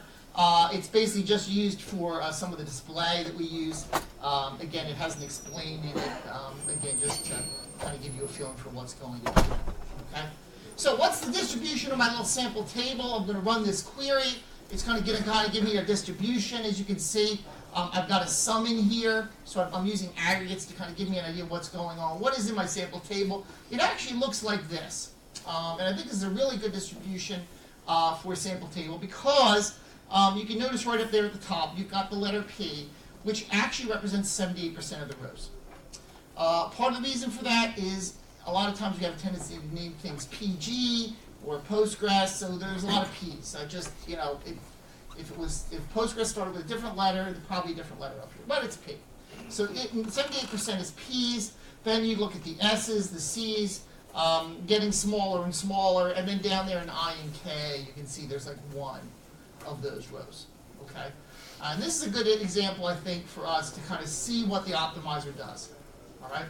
So what I'm going to do is I'm going to run a query, and I'm going to use a special command, which you might have seen before, called explain.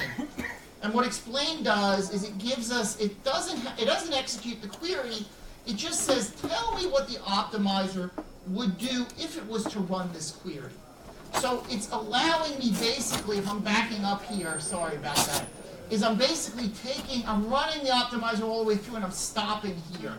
I'm not executing, I'm just say, tell me what this plan looks like and then show it to me.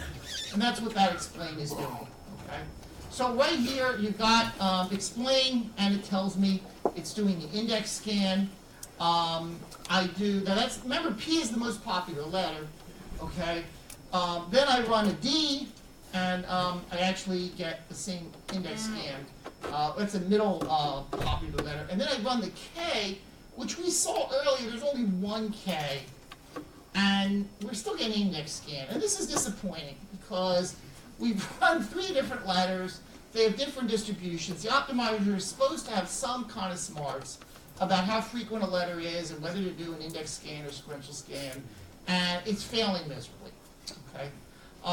And the reason it's failing miserably is because there's no statistics on the table, okay? And if you haven't dealt with this before, statistics are basically the way that the optimizer knows what the data distribution is of this particular table. Now, in most cases, you don't need to run analyze. There's an auto vacuum process which will automatically analyze all of your new tables, and every time the contents of those tables change by 20%, it will then rerun the analyze command and keep those statistics up to date.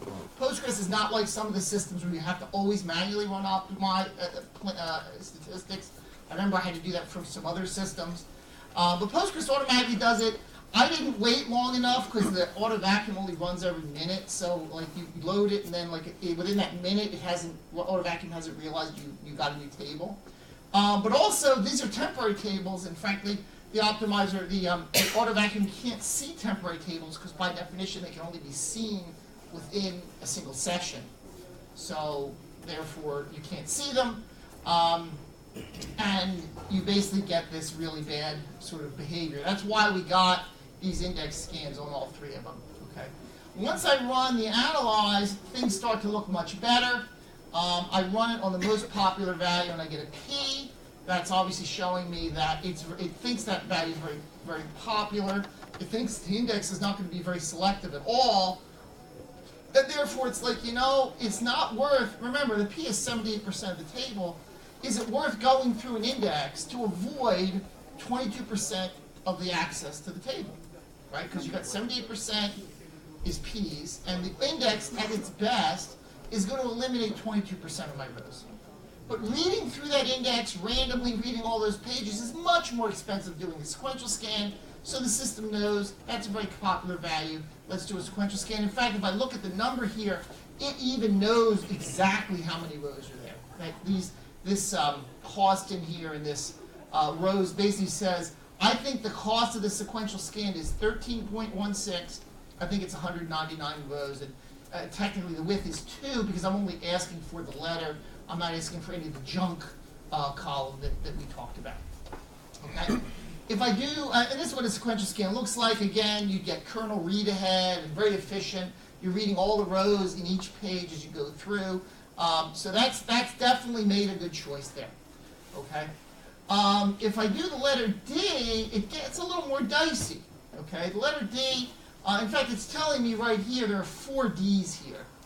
Okay?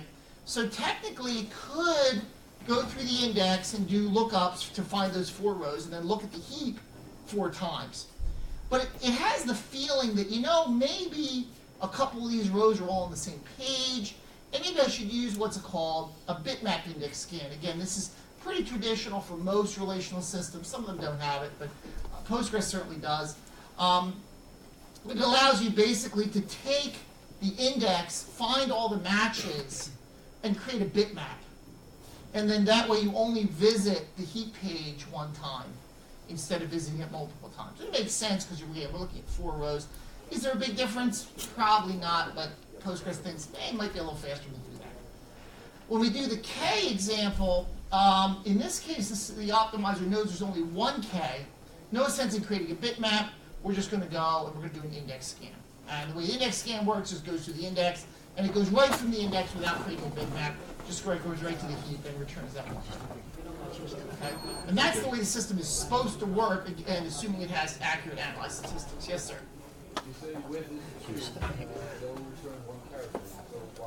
So the question is, why is the width 2 when I'm only asking for 1 character?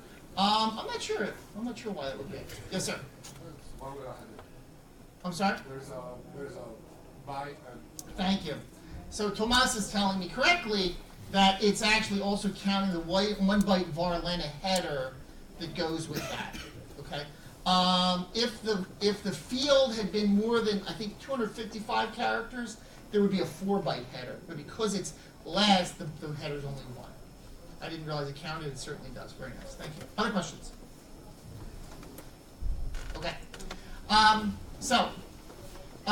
Let's aggregate this. So I've shown you some specific values, and I've kind of given you an idea of what it looks like for individual values. Well, let's step back a little bit and let's get a broader look at this. So what I've done is I've run a little query here that effectively goes and gets my letters, and for each letter, it actually, this is a common table expression, it runs a select, and then it calls that little function I created a couple slides ago and gives me the first row of the explain output. Now, this is kind of awkward, but it works. And what you can see here is for each row, you can see here's my sequential scan, here's my sequential scan. It kind of goes through. And let's, again, step back a little farther. We're going to run it a little different. And we get this, which I think, to me, is very illustrative of what's going on. I think it's sort of the slide you want to remember from this section. And what you can see is that in red, we have all the sequential scans, again, grouped by all of the popular frequent values in the table. In the middle, in blue, we see a whole bunch of bitmap heap scans, again, for the middle popular values. And then at the bottom, in pink, we have a straight index scan, again, highlighting just the very rare values in the table. And this is an example of the optimizer correctly choosing the proper scan method. Okay, any questions? Yes, sir.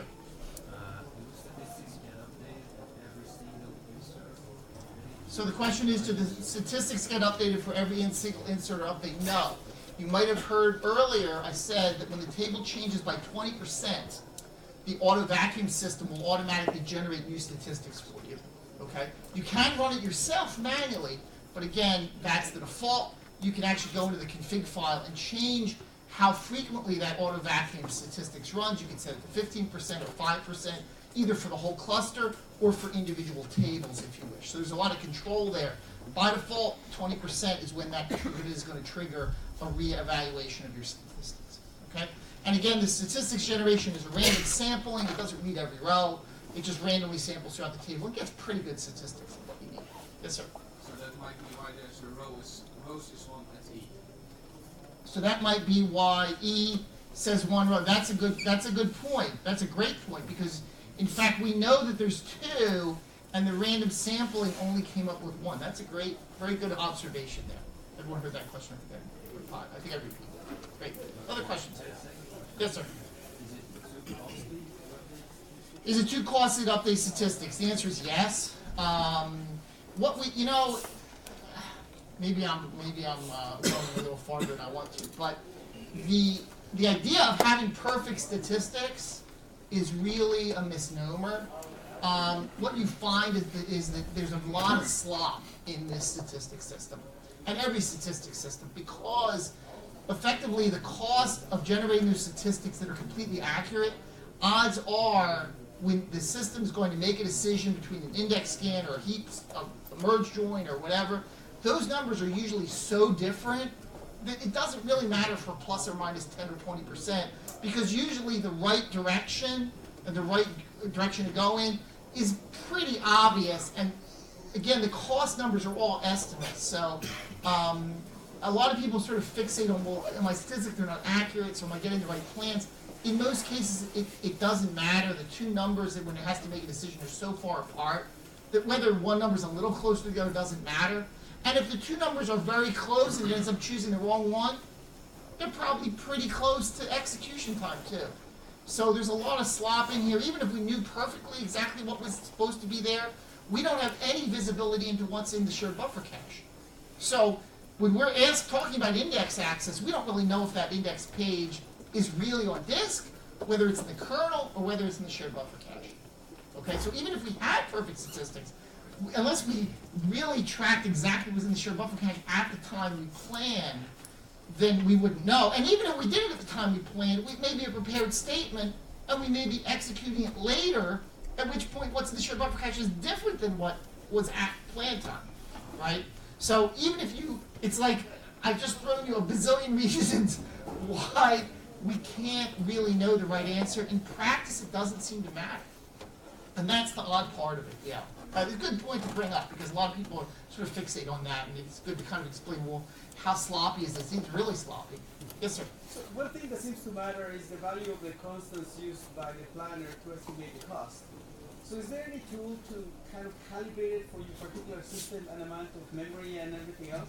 So the question is, can you, there are, I guess the gentleman is familiar that there's the ability to change some of the costs of individual operations in the config file. You can usually change it to Postgres conf, you can change it per session.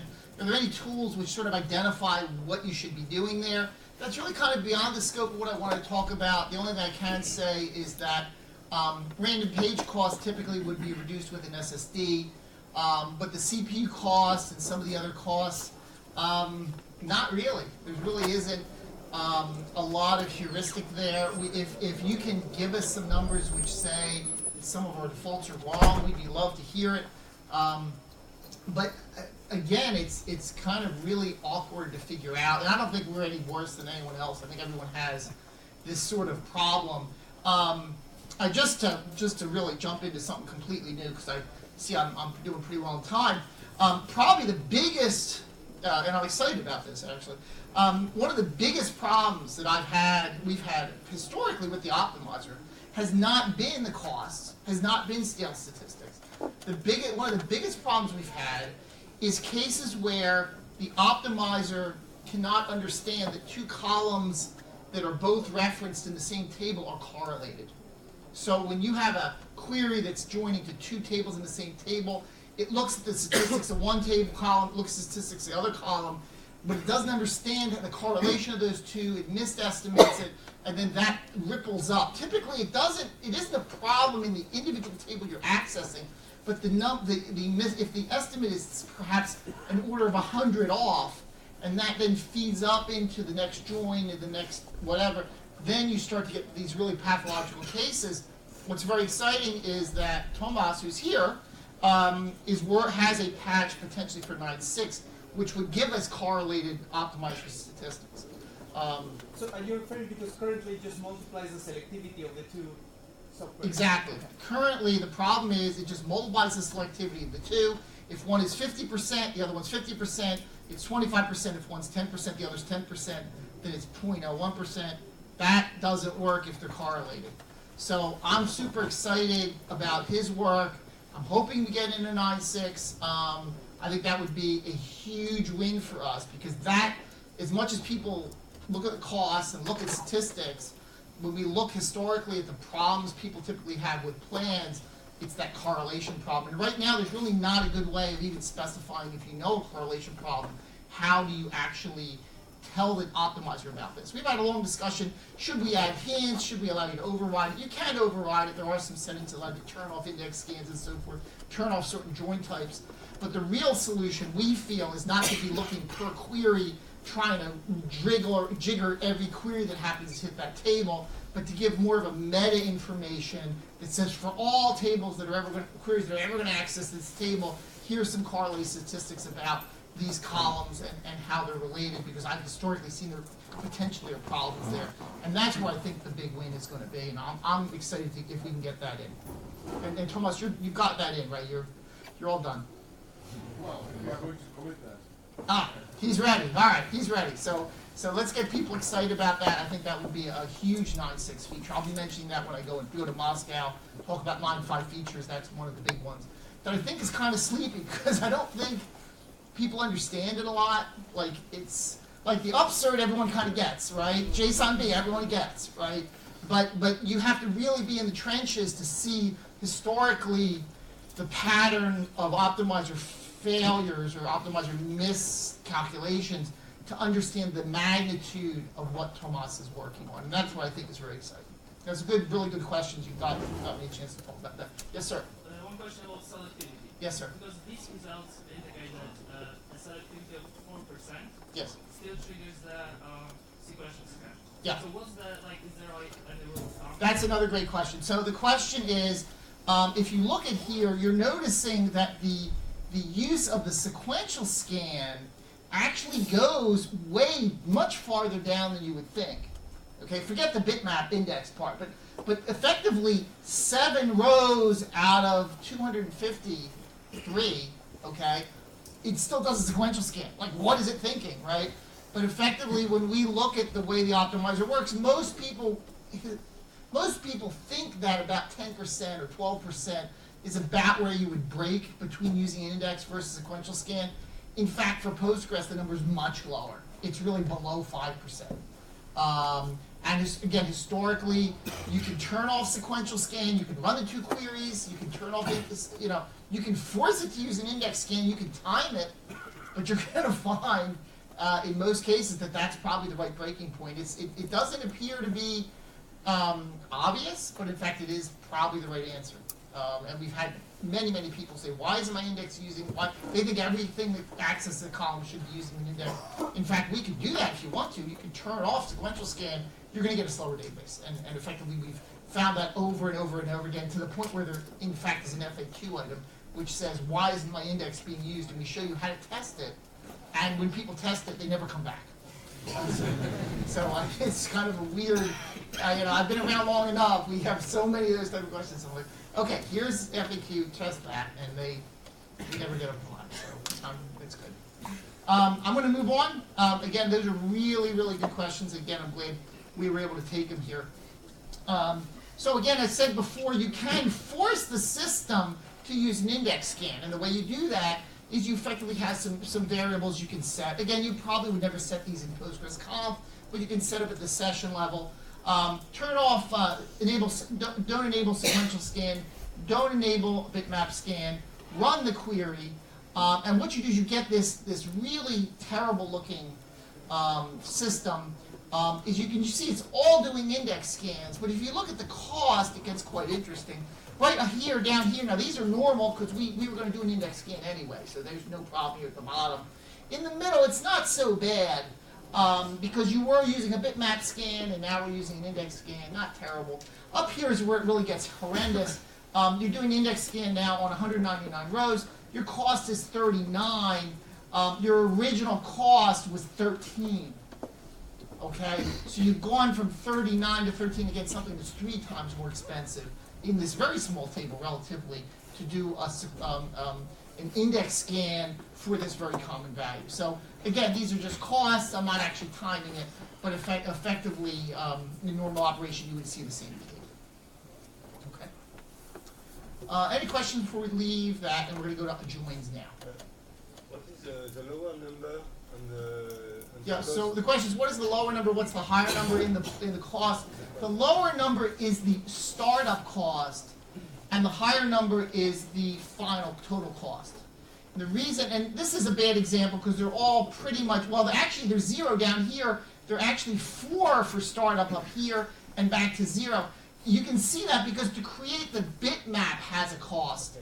Okay? And the reason that's important, Tom Lane actually was one of the people who sort of promoted this, is the idea that if you have a limit clause, we may be able to return your rows really quickly, even if the total full result's very expensive. If it has a very low startup cost, we can return like 1 row, 10 rows really cheaply without having. What you don't want to do is you don't want to create a hash to return 1 row. Because let's face it, the total creation, and I'm going to show you some examples later, total creation of the hash is so expensive, you might as well just pull the row out with the index and be done with it. So there's some heuristics in there. The last slide's actually about that. Great question. Okay, so let's talk about joins. So there's actually 4 types of joins defined by Postgres. The first one actually has 2 subsections, so I'm going to talk about that first. This is a nested loop join. So it's effectively what you would think of as take the 1 row, go look it up in the other table. Very, very simplistic. There's 2 versions of that. I'll show you them in a minute. There's something called a hash join. Hash join has a tendency to be sort of the go-to join for almost all the databases, not only Postgres, but other commercial databases as well. Very popular. And merge join has its advantages as well. I'll talk about that in a minute, particularly for very large tables. Okay. So let's create another little sandbox here we can work in. I'm creating I'm looking at the PG proc table. I'm going to grab some numbers.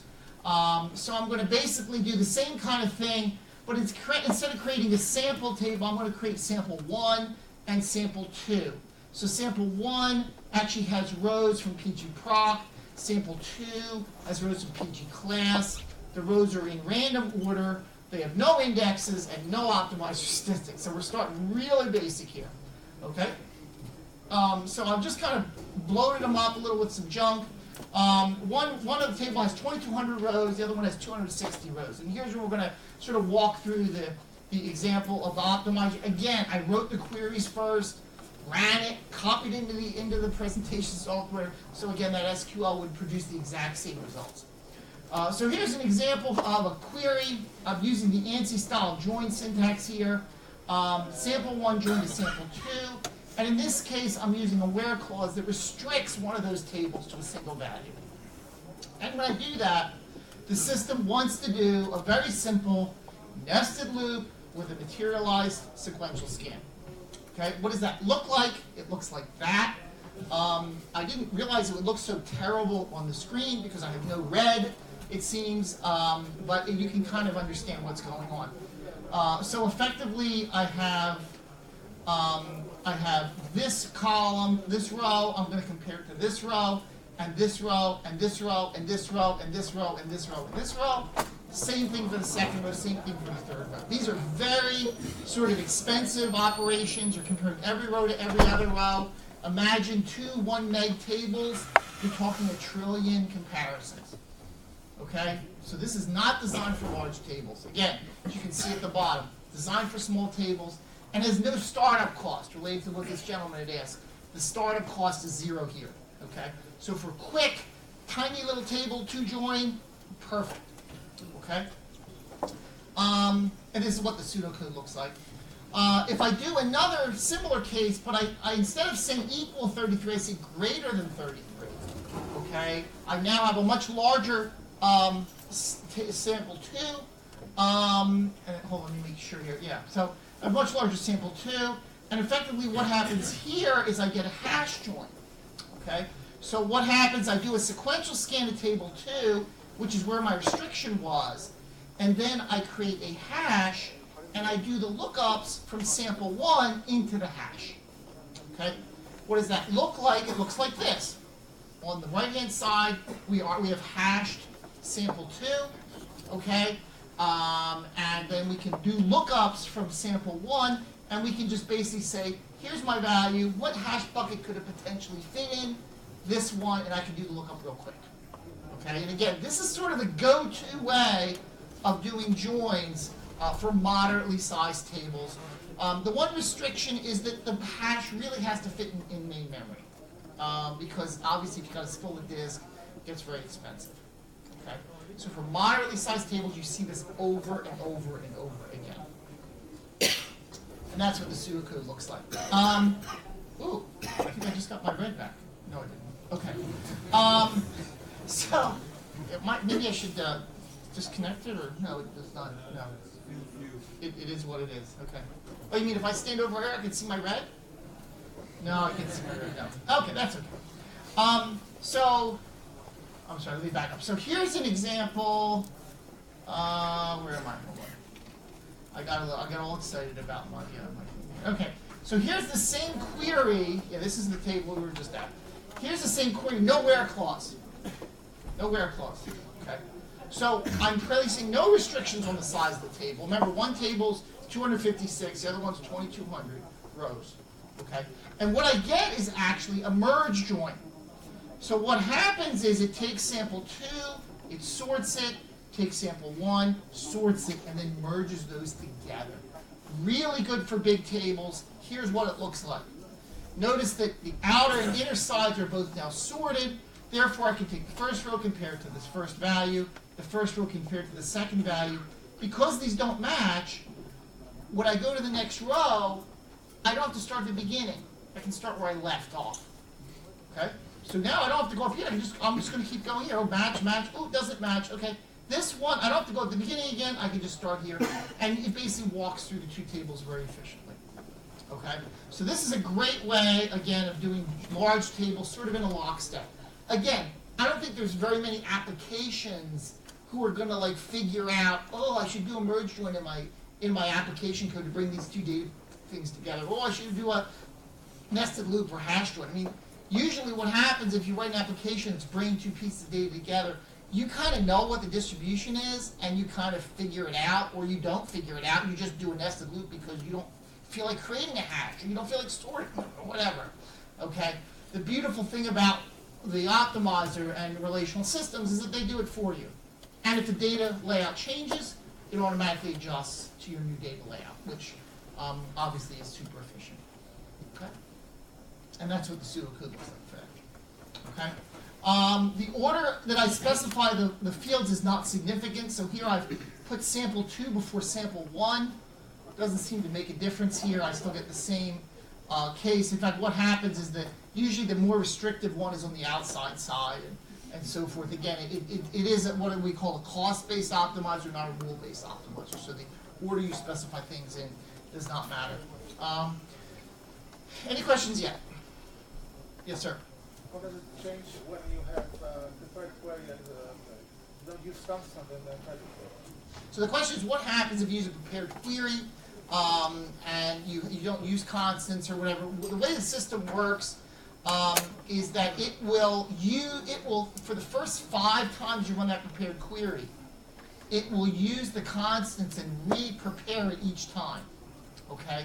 The 6th time you run it, it will look to see if the cost of if the stored plan is the same as what we would call a generic cost, and in most cases it are, and then it basically locks in the plan for you. So the first couple times it'll use your constants and generate a whole bunch of plans, and then the 6th time it'll be like, okay, I've run it a bunch of times, I've got a generic plan now, and I'll use that generic plan from there forward. So the question is, what plan is the generic plan? The generic plan is one that effectively is represented by the constants that you've given us up to that point. Okay? And the data distribution of the constants you've given to that point. And we kind of use that to say, well, we assume we're going to go in that direction. I think there's some improvements we can do there. We've even talked as recently as 2 weeks ago about some areas we can improve that. I think but it's been that way for probably 3 years, and people are pretty happy. JDBC people are a little disappointed because JDBC always uses it, and there are cases where, there was one case where they said the first 5 plans were great and the 6th one was not, right? So I think there's some improvement we can do in there, but again, in general, it works pretty well. I'm sorry, somebody had a question down here? Yes, sir. So will that actually reset if you do a new analyze and it comes out different? So the question is, will it do a reset if you do a new analyze? In fact, it will not. It's locked in that plan. So you'd have to drop the prepared plan, recreate it with new. Yeah. Another question. Last year I had an issue with actually a view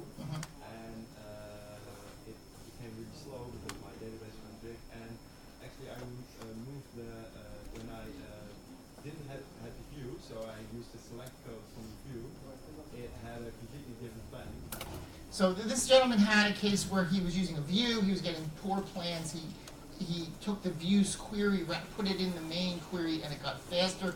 That is a surprise to me. And the reason it's a surprise, if you remember from the earlier slides, the rewriter is where we handle views.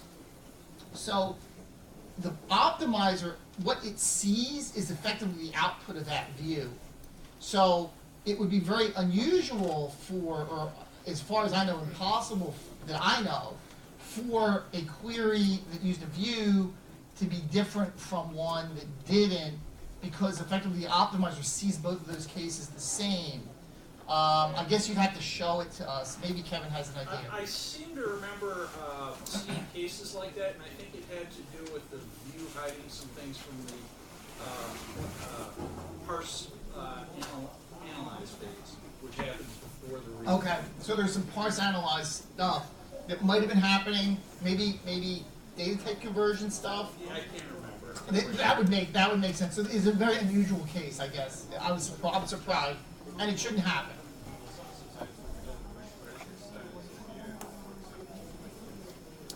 Okay. Yeah, there's some cases where we don't push stuff into the view, and because like predicate stuff. Yeah, it gets pretty complicated. Good point. Thank you. So let's go on. Now, what I'm going to do now is I'm going to add statistics, which I didn't have before on my query on my table. So they were no statistics, and they don't have no indexes still. Okay. So if I actually add statistics, what happens is this query that had no where clause, okay, originally was doing a merge join because it didn't know how big the table was, right? Now it knows how big the table is. It knows the hash is going to fit in memory, so it now pops to a hash join. Okay.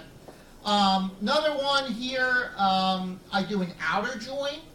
Okay, that's obviously a case where it kind of restricts what you can do. An outer join, you have to have the rows you have to have the tables in certain order. Like you can't put an outer join on the outer side of a join because you have to figure out which ones don't join. If that makes sense. Basically, an outer join forces it in certain directions. So here's an outer join that actually uses what we call a hash left join, which again designed for outer join cases. Cross join, if you've ever used that, it's basically just join every row to every other row. You would expect that that's going to do a nested loop because effectively that's the only way to do it. You told us you want to join every row to every other row. So again, it will do exactly that. If we now create indexes on these tables, we're going to get even different output. Here's the same query with the constant. It now, instead of doing a nested loop with a sequential scan, it's now clued in that it can do a much better job by using indexes. Okay? So it's going to use an index to find the 33 in sample 1, and then it's going to use an index to find all the 33s in sample 2. Okay? Very convenient. It looks exactly like this. Use an index, find my constant. From there, instead of scanning the whole table, use the index to tell me where I want to go. Okay? We would expect to see that. Yes, sir? On the previous slide, you did the one before this one even, and again, they double the sequential scan. Why does it materialize the second table? So the question is, in this example, why does it materialize the second table? I've always been kind of like sketchy on when materialized nodes appear or not. Kevin, you might have an answer for that. Yeah, basically, what materialize does is it takes the scanning of the base, heap relation there, which might have dead rows in it or partially filled pages, and shoves it into a tuple store, which stays in RAM if possible, spills to disk if it has to. So the theory is if it's going to have to sequentially scan something a lot of times, it may be faster to do that from that denser memory-based copy. Yeah, that's a great answer. Just basically for the recording, effectively we materialize when we want a more compressed version of the table. In fact, you might notice we're only using one column here. So like the row with, this says width is 0. I don't know why it's saying 0, but effectively we're not, it might be a shorter, 0 I guess is we don't know the length. No. So what's happening is that you're not using the right-hand side. So all you need to know is how many tuples there are.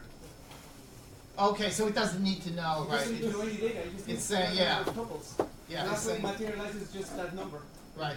Okay. So again, it's materialize there is to compress down what we got and get rid of dead rows. And sometimes, particularly if you're only looking at one column of a table, that materialize is only going to have that column we're interested in, and we're going to get rid of all the other columns, and that obviously reduces memory usage quite a bit because we're not dragging out columns that we know are never going to be output to the user. In fact, we have a res junk field in the source code, particularly for this case where you're carrying around data that you know is not going to come out for whatever reason. Yeah, and dead ones, yeah, exactly. That's another aspect of getting rid of dead rows that are in the heap that we don't obviously are going to join in this case. Okay. Let's kind of. So this is the nested loop, and again, this is that case. That's the pseudocode. So here's another case where we're actually looking at the junk field. The junk field is our junk, like it's just letters, okay? In fact, does anybody remember what letter is in the junk field? X. Thank you, X. Beautiful. Okay, somebody remember. Okay, so in fact, what I'm doing is I'm saying, give me A's. So I'm telling it to give me something it knows from the statistics it really shouldn't be there. But again, the statistics aren't accurate, so it's not really sure. So it'll kind of give you the benefit of the doubt. It's going to assume one row, right? It's sort of like, I don't think there's anything there, but we're going to try it. So it's going to do a nested loop and a sequential scan looking for A's. It only thinks it's going to find one, and then it's going to do an index scan to get in and find the other A's, okay? In fact, there is no A's. If I do the same thing, I ask for X's, ooh, things become different. So this was nested loop. This is a hash joint, because it's like, oh, I'm going to have 2,200 rows here, and I'm going to get 260 rows there. I'm going to have a lot of data. I'm going to hash this thing. I'm going to hash the smaller of the two, which it always does usually, where I'm going to say, all right, now I'm going to have some heavy lifting here, and I'm going to bring you all your X's. Okay. Here's another sort of the final example here, and then I'll be able to take some questions to finish it out. I mentioned earlier the idea of limit. Gentleman here in the back it is. Effectively, limit came from MySQL world. We found it very useful. A lot of people have implemented it, and effectively allows you to limit how many rows are returned. Particularly, I want particularly when you use it with an order by. So if you don't use it with an order by, it's kind of not useful. But if you use it with an order by, you might say, give me the maximum, employee number or the maximum something in an index. So I'm going to kind of just show you how that limit can affect the plan. So here's the example. I'm doing just the join of the two tables, no where clause. I get a hash join, very easy to understand. If I then do the same query, but I add a limit to it, like here, okay, with an order by, effectively I get, instead of a hash join, I get a nested loop, because the idea is I want to be able to pull the lowest sample ID right out of the index.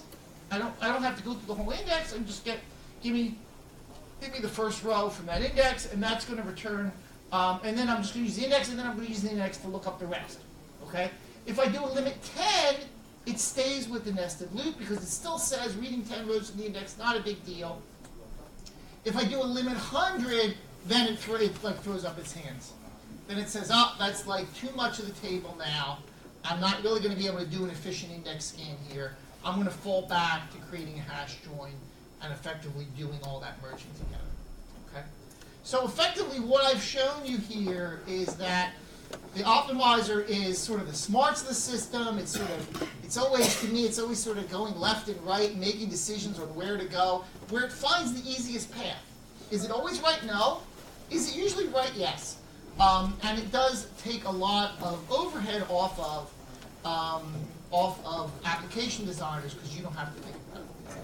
So I have time for one question, please.